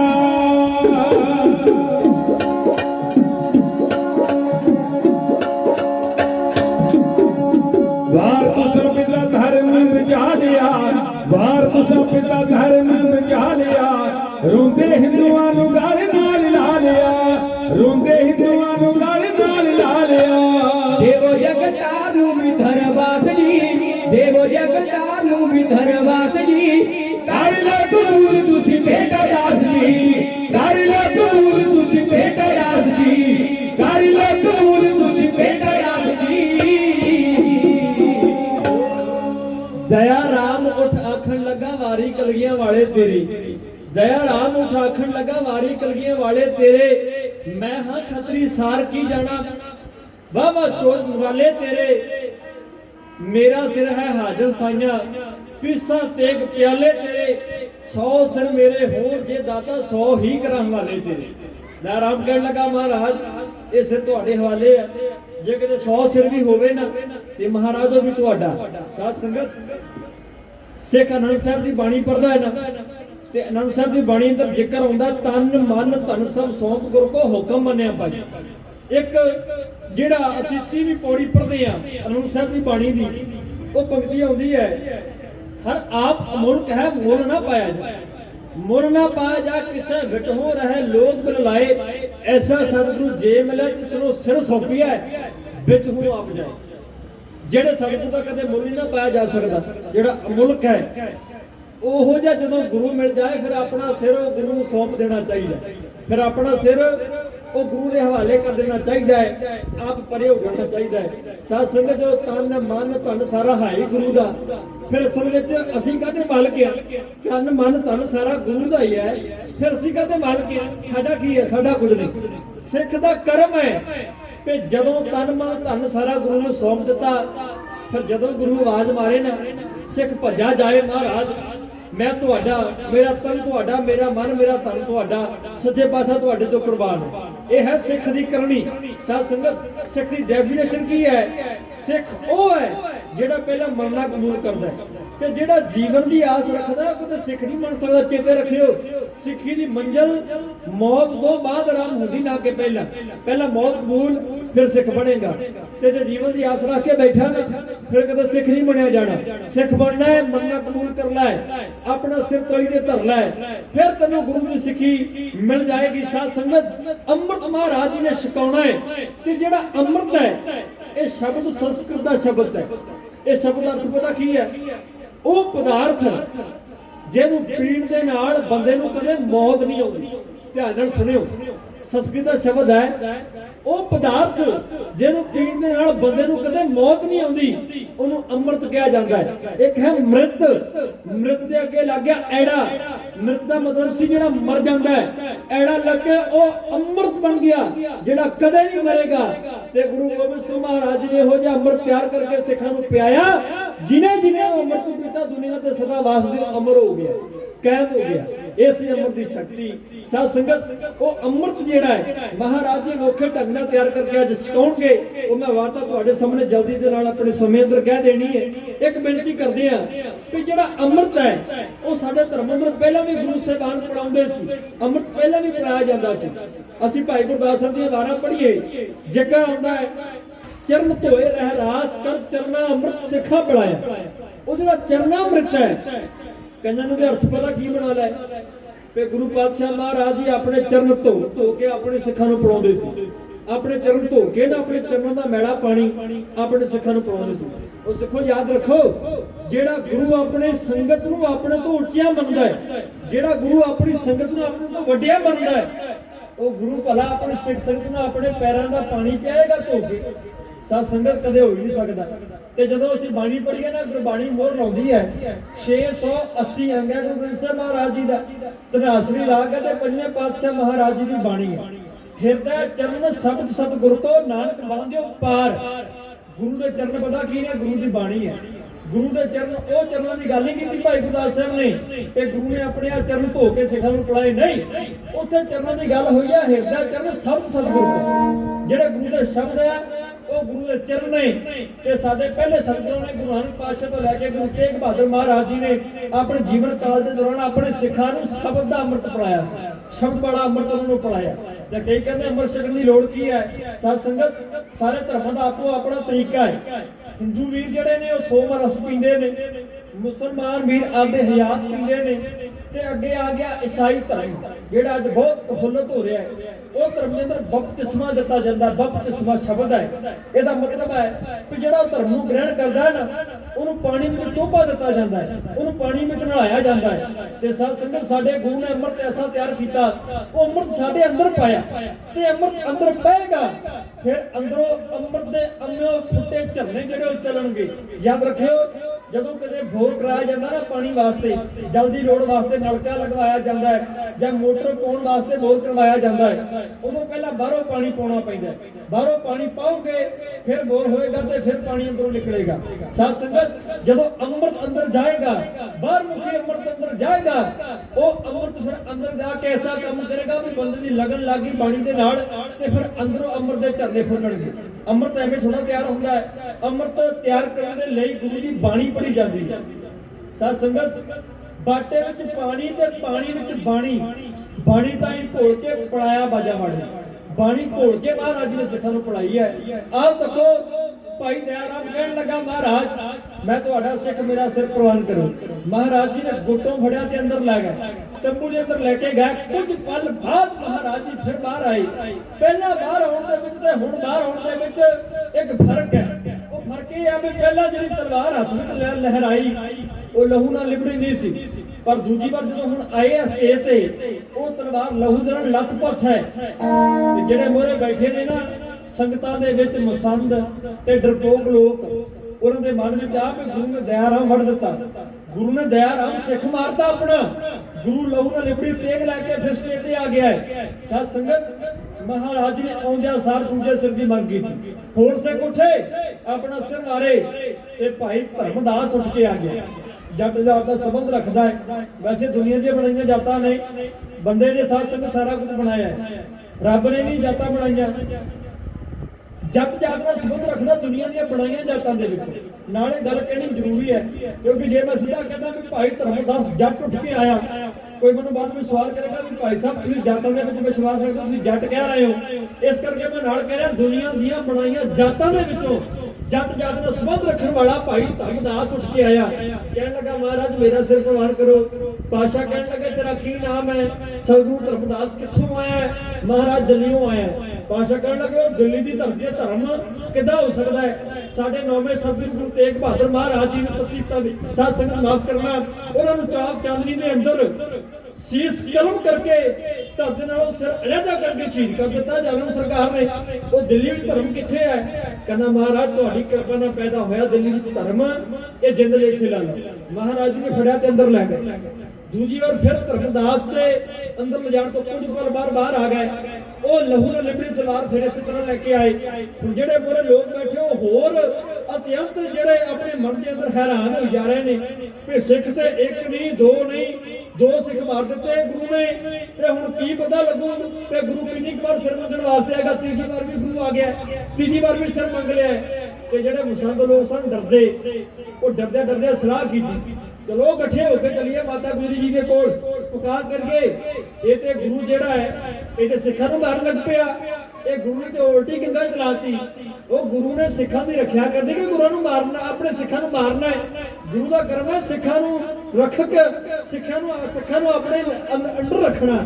ਤੇ ਜਿਹੜਾ ਗੁਰੂ ਆਪਣੇ ਸਿੱਖਾਂ ਨੂੰ ਮਾਰਨ ਲੱਗ ਪਏ, ਭਲਾ ਉਹ ਗੁਰੂ ਕਿਵੇਂ ਗੁਰੂ ਅਖਵਾ ਸਕਦਾ ਹੈ? ਜੇ ਮਾਲੀ ਆਪਣਾ ਬਾਗ ਉਜਾੜੇ ਤੇ ਬਾਗ ਨੂੰ ਬਚਾਏਗਾ ਕੌਣ? ਜੇ ਮਾਂ ਆਪਣੇ ਪੁੱਤ ਨੂੰ ਜ਼ਹਿਰ ਦੇ ਤੇ ਪੁੱਤ ਦਾ ਰਖਵਾਲਾ ਕੌਣ ਹੋ ਸਕਦਾ? ਸਾਧ ਸੰਗਤ ਉਹ ਕਹਿੰਦੇ ਉਲਟੀ ਗੰਗਾ ਚੱਲ ਪਈ। ਗੁਰੂ ਆਪਣੇ ਸਿੱਖਾਂ ਨੂੰ ਮਾਰਨ ਲੱਗ ਪਿਆ। ਇੱਕ ਮਾਰਤਾ, ਦੋ ਮਾਰਤੇ, ਇਦਾਂ ਪਤਾ ਨਹੀਂ ਕਿੰਨੀ ਵਾਰ ਗੁਰੂ ਆਏਗਾ। ਕਿਤੇ ਕੱਲੇ ਨੂੰ ਨਾਮ ਲੈ ਕੇ ਬੁਲਾ ਕੇ ਨਾ ਮਾਰਨ ਲੱਗ ਪਏ, ਕਿਤੇ ਇੱਕ ਪਾਸੋਂ ਨਾ ਵੜਨੇ ਸ਼ੁਰੂ ਕਰਦਾ ਹੈ। ਚਲੋ ਮਾਤਾ ਗੁਜਰੀ ਜੀ ਦੇ ਕੋਲ ਇਹ ਉੱਠ ਕੇ ਖਲੋਤੇ, ਆ ਗਿਆ ਮਾਤਾ ਗੁਜਰੀ ਦੇ ਕੋਲ। ਮਾਤਾ ਜੀ ਸਤਿਗੁਰੂ ਗੁਰੂ ਗੋਬਿੰਦ ਰਾਏ ਨੇ ਜੋ ਅਨੋਖਾ ਕੌਤਕ ਕੀਤਾ, ਕੀ ਕੀਤਾ ਹੈ? ਦੋ ਸਿੱਖਾਂ ਦੇ ਸਿਰ ਵੱਢ ਦਿੱਤੇ। ਤੀਜੀ ਵਾਰ ਫਿਰ ਸਿਰ ਵੱਢਣ ਵਾਸਤੇ ਆ ਗਏ ਨੇ। ਪਤਾ ਨਹੀਂ ਕਿੰਨੇ ਸਿੱਖਾਂ ਨੂੰ ਵੱਢਣਾ ਗੁਰੂ ਨੇ। ਅੱਜ ਪਤਾ ਨਹੀਂ ਗੁਰੂ ਨੂੰ ਕੀ ਹੋ ਗਿਆ। ਤੇ ਇੱਥੋਂ ਤੱਕ ਵੀ ਸ਼ਬਦ ਵਰਤੇ ਤੇ ਗੁਰੂ ਜੀ ਦਾ ਦਿਮਾਗ ਟਿਕਾਣੇ ਨਹੀਂ। ਇਹ ਸ਼ਬਦ ਜੇ ਮੈਂ ਵਰਤਾਂ ਨਾ ਆਪਣੇ ਗੁਰੂ ਦੇ ਲਈ, ਸਾਡੀ ਜ਼ੁਬਾਨ ਸੜ ਜਾਏ। ਇਹ ਇਤਿਹਾਸ ਦੇ ਬੋਲ ਨੇ ਜੋ ਉਹਨਾਂ ਮਸੰਦਾਂ ਨੇ ਕਹੇ, ਇਹ ਸਾਨੂੰ ਕਹਿਣੇ ਪੈਣੇ, ਸਾਡੀ ਮਜਬੂਰੀ ਆ, ਉਹਦਾ ਗੱਲ ਸਪਸ਼ਟ ਨਹੀਂ ਹੋਣੀ। ਉਹਨਾਂ ਕਿਹਾ ਸਤਿਗੁਰੂ ਦਾ ਦਿਮਾਗ ਖਰਾਬ ਹੋ ਗਿਆ। ਉਹ ਗੁਰੂ ਦਾ ਦਿਮਾਗ ਟਿਕਾਣੇ ਨਹੀਂ, ਗੁਰੂ ਪਾਗਲ ਹੋ ਗਿਆ। ਗੁਰੂ ਤੇ ਆਪਣੇ ਸਿੱਖਾਂ ਨੂੰ ਮਾਰਨ ਲੱਗ ਪਿਆ। ਏਦਾਂ ਕਿੱਦਾਂ ਹੋ ਸਕਦੀ ਹੈ? ਕਹਿਣ ਲੱਗੇ ਮਾਤਾ ਜੀ ਦਾ ਹੁਣ ਜਲਦੀ ਫੈਸਲਾ ਲਓ, ਆਪਣੇ ਪੁੱਤ ਨੂੰ ਗੱਦੀ ਤੋਂ ਲਾ ਦਿਓ ਤੇ ਹੁਣ 11ਵਾਂ ਗੁਰੂ ਸਾਹਿਬਜ਼ਾਦਾ ਅਜੀਤ ਰਾਏ ਨੂੰ ਬਣਾ ਕੇ ਗੁਰਗੱਦੀ ਤੇ ਬਿਠਾ ਦਿਓ। ਜਦੋਂ ਇੰਨੀ ਗੱਲ ਕਹੀ ਨਾ ਮਾਤਾ ਜੀ ਕਹਿਣ ਲੱਗੇ ਗੱਲ ਸੁਣੋ, ਜਿਹੜਾ ਗੁਰੂ ਗੋਬਿੰਦ ਰਾਏ ਹੈ ਨਾ ਮੇਰਾ ਪੁੱਤ, ਅਸਲ ਅੰਦਰ ਉਹ ਗੁਰੂ ਨਾਨਕ ਦੀ ਜੋਤ ਅੰਦਰ ਲੈ ਕੇ ਬੈਠਾ ਹੈ। ਉਹ ਗੁਰੂ ਨਾਨਕ ਦਾ 10ਵਾਂ ਰੂਪ ਹੈ। ਉਹ ਜੋ ਕਰੇਗਾ ਪੰਥ ਦੇ ਭਲੇ ਵਾਸਤੇ, ਕੌਮ ਦੇ ਭਲੇ ਵਾਸਤੇ ਕਰੇਗਾ। ਸਿੱਖਾਂ ਦੇ ਉੱਪਰ ਅਤਿਆਚਾਰ ਨਹੀਂ ਕਰ ਸਕਦਾ। ਤੁਸੀਂ ਜਾਓ। ਉਹ ਕਹਿੰਦਾ ਅਨੋਖਾ ਕੌਤਕ ਹੋਣਾ ਉਸ ਮਾਹੀ ਦਾ। ਇੰਨੀ ਗੱਲ ਕਹਿ ਕੇ ਮਾਤਾ ਜੀ ਨੇ ਮੋੜ ਦਿੱਤੇ। ਜਦੋਂ ਤੱਕ ਮੁੜ ਕੇ ਵਾਪਸ ਆਏ ਨਾ ਤੇ ਗੁਰੂ ਜੀ ਸਾਰਾ ਕੌਤਕ ਵਰਤਾ ਚੁੱਕੇ ਆ। ਭਾਈ ਹਿੰਮਤ ਰਾਏ ਤੀਜੀ ਵਾਰ ਉੱਠਿਆ ਸੀ। महाराज ने तंबू ਵਿੱਚ जाके फिर बाहर आए। चौथी बार भाई मोहकम चंद उठिया अंदर में जाके ਉਹਨੂੰ भी फिर बाहर आ गए। पंजवीं बार भाई साहिब राय उठिया और भी महाराज जी अंदर में गए ਤੇ अंदर जो कुछ होया ਉਹਦੇ ਉੱਤੇ ਅਸੀਂ ਆਪਣੇ ਵਿਚਾਰ ਦੇਈਏ। ਇਹ ਸਾਡੀ ਮਤ ਸਾਨੂੰ ਜਿਹੜਾ ਸਾਧ ਸੰਗਤ ਆਗਿਆ ਨਹੀਂ ਦਿੰਦੀ ਕਿ ਅਸੀਂ ਜੋ ਗੁਰੂ ਨੇ ਅੰਦਰ ਤੰਬੂ ਦੇ ਕੀਤਾ ਹੈ ਅਸੀਂ ਉਹਦੇ ਤੇ ਆਪਣੇ ਵਿਚਾਰ ਰੱਖੀਏ, ਆਪਣੇ ਤਰਕ ਰੱਖੀਏ। ਕਿਉਂ? ਕਿਉਂਕਿ ਗੁਰੂ ਨੇ ਦੋਹਰਾ ਤੰਬੂ ਲਗਵਾਇਆ ਤੇ ਗੁਰੂ ਨੇ ਦੋਹਰਾ ਤੰਬੂ ਲਗਵਾ ਕੇ ਉਹਨਾਂ ਰੱਖਿਆ ਆਪਣੇ ਬਾਕੀ ਸਿੱਖਾਂ। ਹੁਣ ਜੋ ਤੰਬੂ ਦੇ ਅੰਦਰ ਹੋਇਆ ਜਾਂ ਗੁਰੂ ਮਹਾਰਾਜ ਜੀ ਆਪ ਜਾਣਦੇ ਨੇ ਤੇ ਜਾਂ ਉਹ ਪੰਜ ਸਿੱਖ ਜਾਣਦੇ ਜਿਹੜੇ ਆਪਣੇ ਸਿਰ ਭੇਟਾ ਕਰਨ ਵਾਸਤੇ ਗਏ। ਸਤਵਾਂ ਬੰਦਾ ਕੋਈ ਨਹੀਂ ਜਾਣਦਾ ਵੀ ਤੰਬੂ ਅੰਦਰ ਕੀ ਹੋਇਆ। ਤੇ ਕਈ ਕਹਿੰਦੇ ਵੀ ਪੀਪਾ ਰੱਖਿਆ ਸੀ ਲਹੂ ਦਾ ਭਰ ਕੇ ਤਲਵਾਰ ਲਵੇੜ ਕੇ ਲੈ ਕੇ ਆ ਗਏ। ਕਈ ਕਹਿੰਦੇ ਵੀ ਅੰਦਰ ਬੱਕਰੇ ਬੰਨੇ ਹੋਏ ਸੀ, ਬੱਕਰੇ ਵੱਢ ਕੇ ਆ ਗਏ, ਸਿੱਖਾਂ ਨੂੰ ਕੁਰਬਾਨ ਨਹੀਂ ਕੀਤਾ। ਤੇ ਜੇ ਸਿੱਖਾਂ ਨੂੰ ਕਿਤੇ ਮਾਰਿਆ ਵੀ ਹੋਵੇ, ਵੈਸੇ ਅਸੀਂ ਅੰਦਰ ਝਾਤੀ ਨਹੀਂ ਮਾਰਦੇ, ਪਰ ਜੇ ਸਿੱਖਾਂ ਨੂੰ ਅੰਦਰ ਮਹਾਰਾਜ ਜੀ ਨੇ ਵੱਢਿਆ ਵੀ ਹੋਵੇ ਤੇ ਮੁੱਕਦੀ ਗੱਲ ਤੇ ਇਹ ਹੈ ਵੀ ਸਾਡਾ ਵਿਸ਼ਵਾਸ ਹੈ ਗੁਰੂ ਦੇ ਉੱਪਰ, ਗੁਰੂ ਤੇ ਮਰਿਆ ਨੂੰ ਜੀਵੇ ਕਰ ਸਕਦਾ। ਮ੍ਰਿਤਕ ਕੋ ਜੀਵਾਲਨ ਹਾਂ। ਸਤ ਸੰਗਤ ਅੱਗੇ ਪੜੋ। ਗੁਰੂ ਗ੍ਰੰਥ ਸਾਹਿਬ ਜੀ ਦੀ ਬਾਣੀ ਕਹਿੰਦੀ ਏ ਜੇ ਤੇ ਜੀ ਜੀਵੇ ਲੈ ਸਾਹ ਜੀਵਾਲੇ ਤਾਂ ਕੇ ਸਾਹ ਪ੍ਰਭਾਵੈ ਬਿਨ ਸਾਹ ਤੇ ਰੱਖੇ।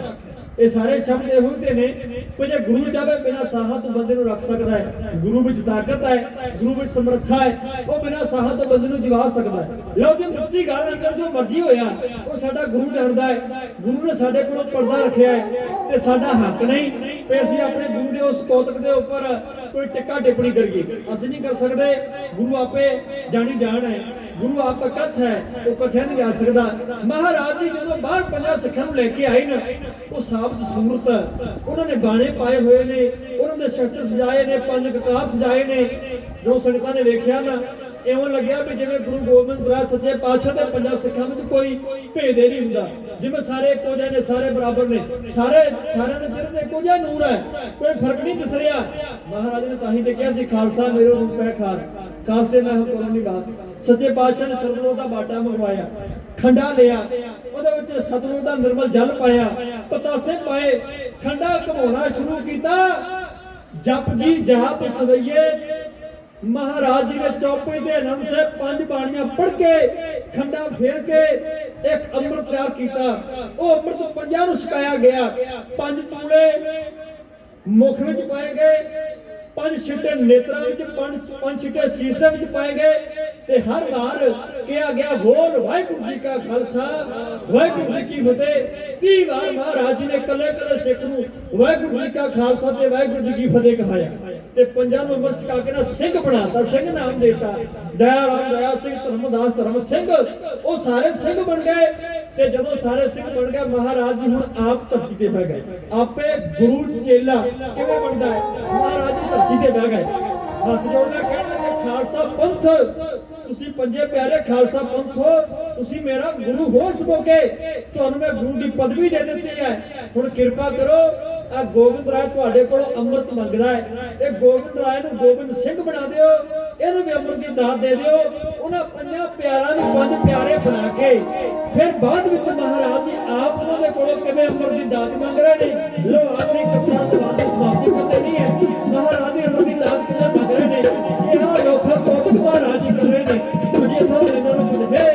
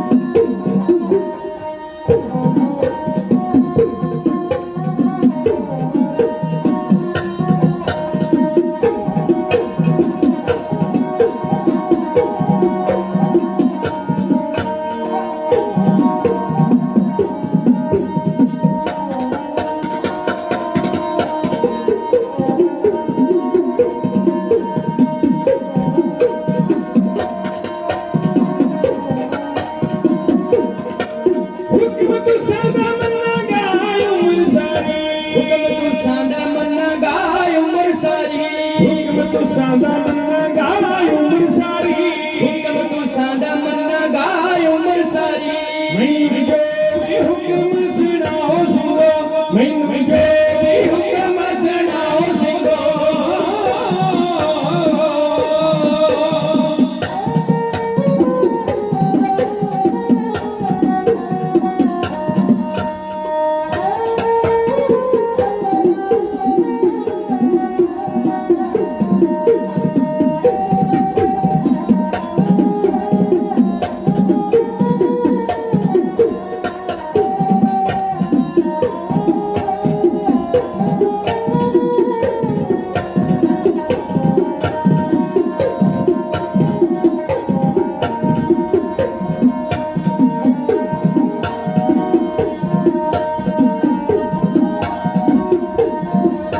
ਹੋਏ ਅੰਮ੍ਰਿਤ ਦੇ ਕੇ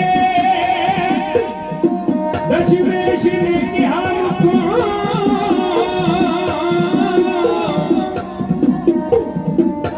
ਇਹ ਜਾਵੋ ਬਖਸ਼ੀਆਂ ਅੱਜ ਸਿਰਦਾਰੀਆਂ ਨੇ ਗੰਗਾ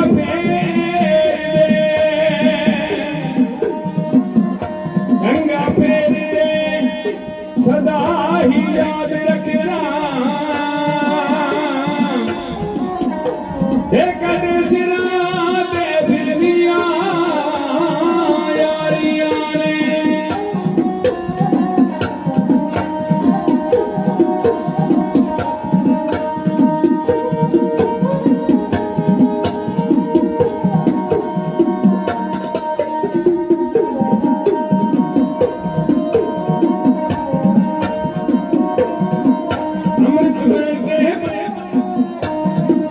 ਅੰਮ੍ਰਿਤ ਛਕ ਕੇ ਪੰਜਾਂ ਪਿਆਰਿਆਂ ਤੋਂ ਅੰਮ੍ਰਿਤ ਛਕ ਕੇ ਪੰਜਾਂ ਪਿਆਰਿਆਂ ਤੋਂ ਅੰਮ੍ਰਿਤ ਛਕ ਕੇ ਪੰਜਾਂ ਪਿਆਰਿਆਂ ਤੋਂ ਅੰਮ੍ਰਿਤ ਛਕ ਕੇ ਪੰਜਾਂ ਪਿਆਰਿਆਂ ਤੋਂ ਬਹੁਤ ਕੇ ਅੱਜ ਜਹਾਨ ਦੇ ਵਿੱਚ ਖੇਲੇ ਬਹੁਤ ਕੇ ਅੱਜ ਜਹਾਨ ਦੇ ਵਿੱਚ ਖੇਲੇ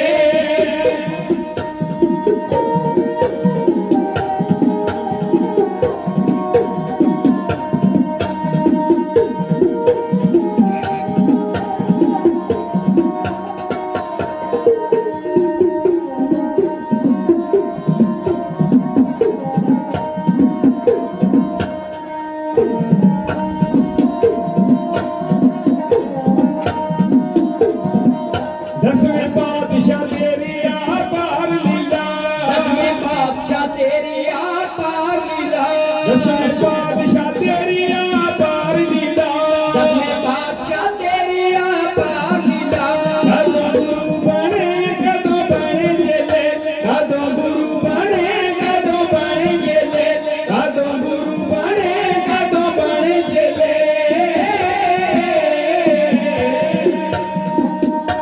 ਮੌਤਗੀ ਦਾ ਕੀ ਸਵਾਲ ਉੱਥੇ ਜਿੱਥੇ ਨਸ਼ੇ ਸ਼ਹਾਦਤ ਦੇ ਚੜੇ ਹੋਵਣ ਉਹਨਾਂ ਜਗ ਨਾਲ ਵੰਡ ਵਿਹਾਰ ਕਦਾ ਜਿਨ੍ਹਾਂ ਨਾਗ ਪ੍ਰੇਮ ਦੇ ਲੜੇ ਹੋਵਣ ਨਾ ਸਜਾਵਣਾ ਕਿਧਰ ਤਲਵਾਰ ਹੇਠੋਂ ਜਿਹੜੇ ਪ੍ਰੇਮ ਗੁਨਾਹ ਵਿੱਚ ਫੜੇ ਹੋਵਣ ਪਾਲਾ ਬੰਨ ਕੇ ਪਿਆਰੇ ਦੇ ਦਰ ਉੱਤੇ ਧੋਣਾ ਇਉਂ ਝੁਕਾਏ ਕੇ ਖੜੇ ਹੋਵਣ ਅੱਗੋਂ ਪਾਰਖੂ ਵੀ ਕਿਹੜਾ ਘਟ ਕਰਦੇ ਵੇਖਣ ਆਸ਼ਕਾ ਤਾਂ ਇਹ ਅਜ਼ਮਾਏ ਕੇ ਜੀ ਜਿੰਦੇ ਫੇਰ ਖਿਤਾਬ ਪਿਆਰਿਆਂ ਦਾ ਪਹਿਲਾਂ ਤੇਗ ਦੀ ਧਾਰ ਲੰਘਾਏ ਕੇ ਜੀ ਸੱਜੇ ਪਾਤਸ਼ਾਹ ਮਹਾਰਾਜ ਨੇ ਕੌਤਕ ਉਠਾਇਆ ਅੰਮ੍ਰਿਤ ਛਕ ਕੇ ਪੰਜਾਂ ਪਿਆਰਿਆਂ ਤੋਂ ਕੌਤਕ ਅਜਬ ਜਹਾਨ ਦੇ ਵਿੱਚ ਖੇਲੇ ਦਸਵੇਂ ਪਾਤਸ਼ਾਹ ਤੇਰੀ ਅਪਾਰ ਲੀਲਾ ਕਦੇ ਗੁਰੂ ਬਣੇ ਕਦੇ ਬਣੇ ਚੇਲੇ ਮਹਾਰਾਜ ਨੇ ਅਨੋਖਾ ਕੌਤਕ ਕੀਤਾ ਖੰਡੇ ਦੇ ਨਾਲ ਬਾਟੇ ਦੇ ਵਿੱਚ ਪਾਣੀ ਵਿੱਚ ਬਾਣੀ ਘੋਲ ਕੇ ਆਪਣੇ ਸਿੱਖਾਂ ਨੂੰ ਪੜਾਈ ਸਿੰਘ ਬਣਾਏ ਕੌਰਾਂ ਬਣਾਈਆਂ ਔਰ ਸੱਚੇ ਪਾਤਸ਼ਾਹ ਮਹਾਰਾਜ ਨੇ ਇੱਕ ਵੱਖਰਾ ਪੰਥ ਦੁਨੀਆ ਦੇ ਤਖਤੇ ਤੇ ਨਿਆਰਾ ਪੰਥ ਕਾਇਮ ਕੀਤਾ ਉਸ ਪੰਥ ਨੂੰ ਮਹਾਰਾਜ ਨੇ ਕਿਹਾ ਖਾਲਸਾ ਮੇਰਾ ਰੂਪ ਹੈ ਖਾਸ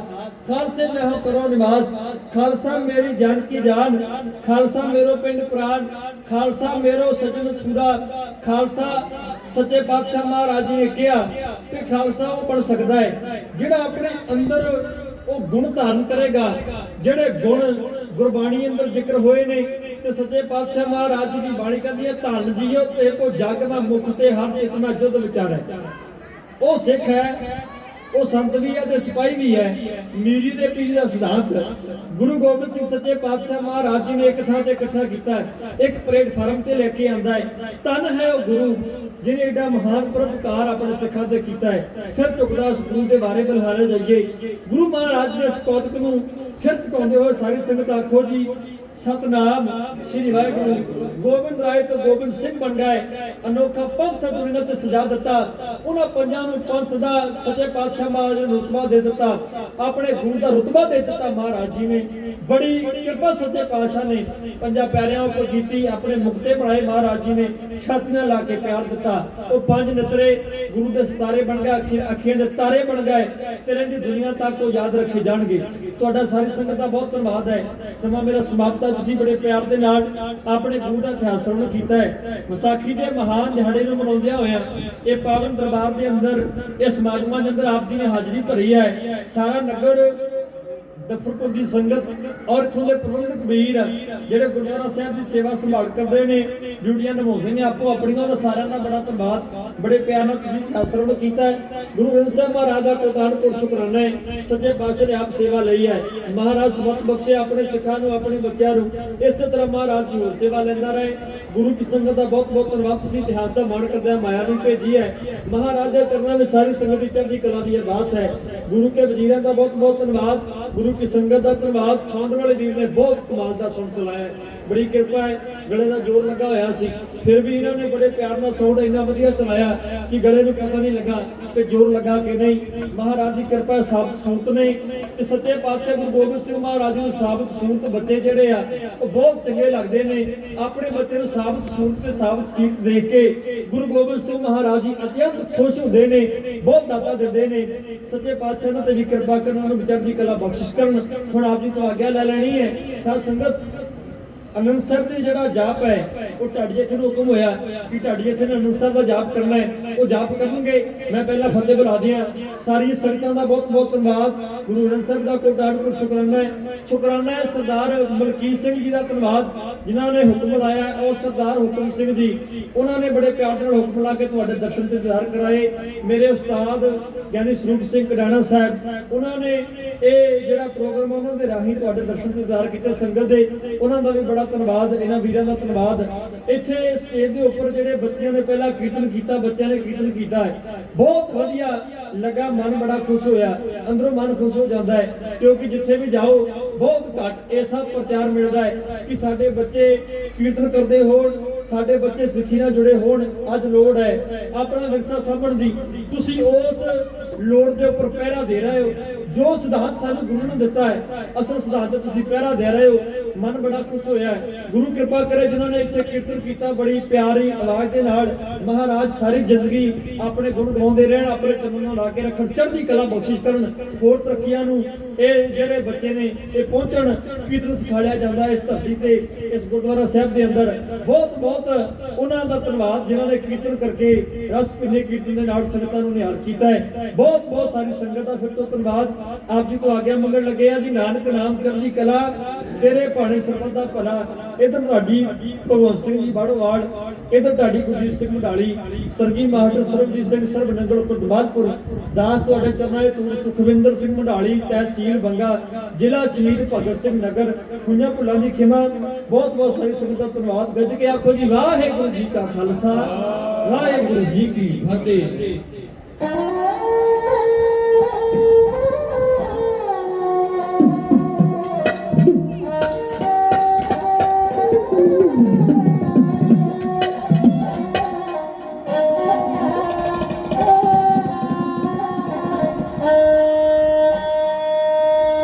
ਸਤਨਾਮ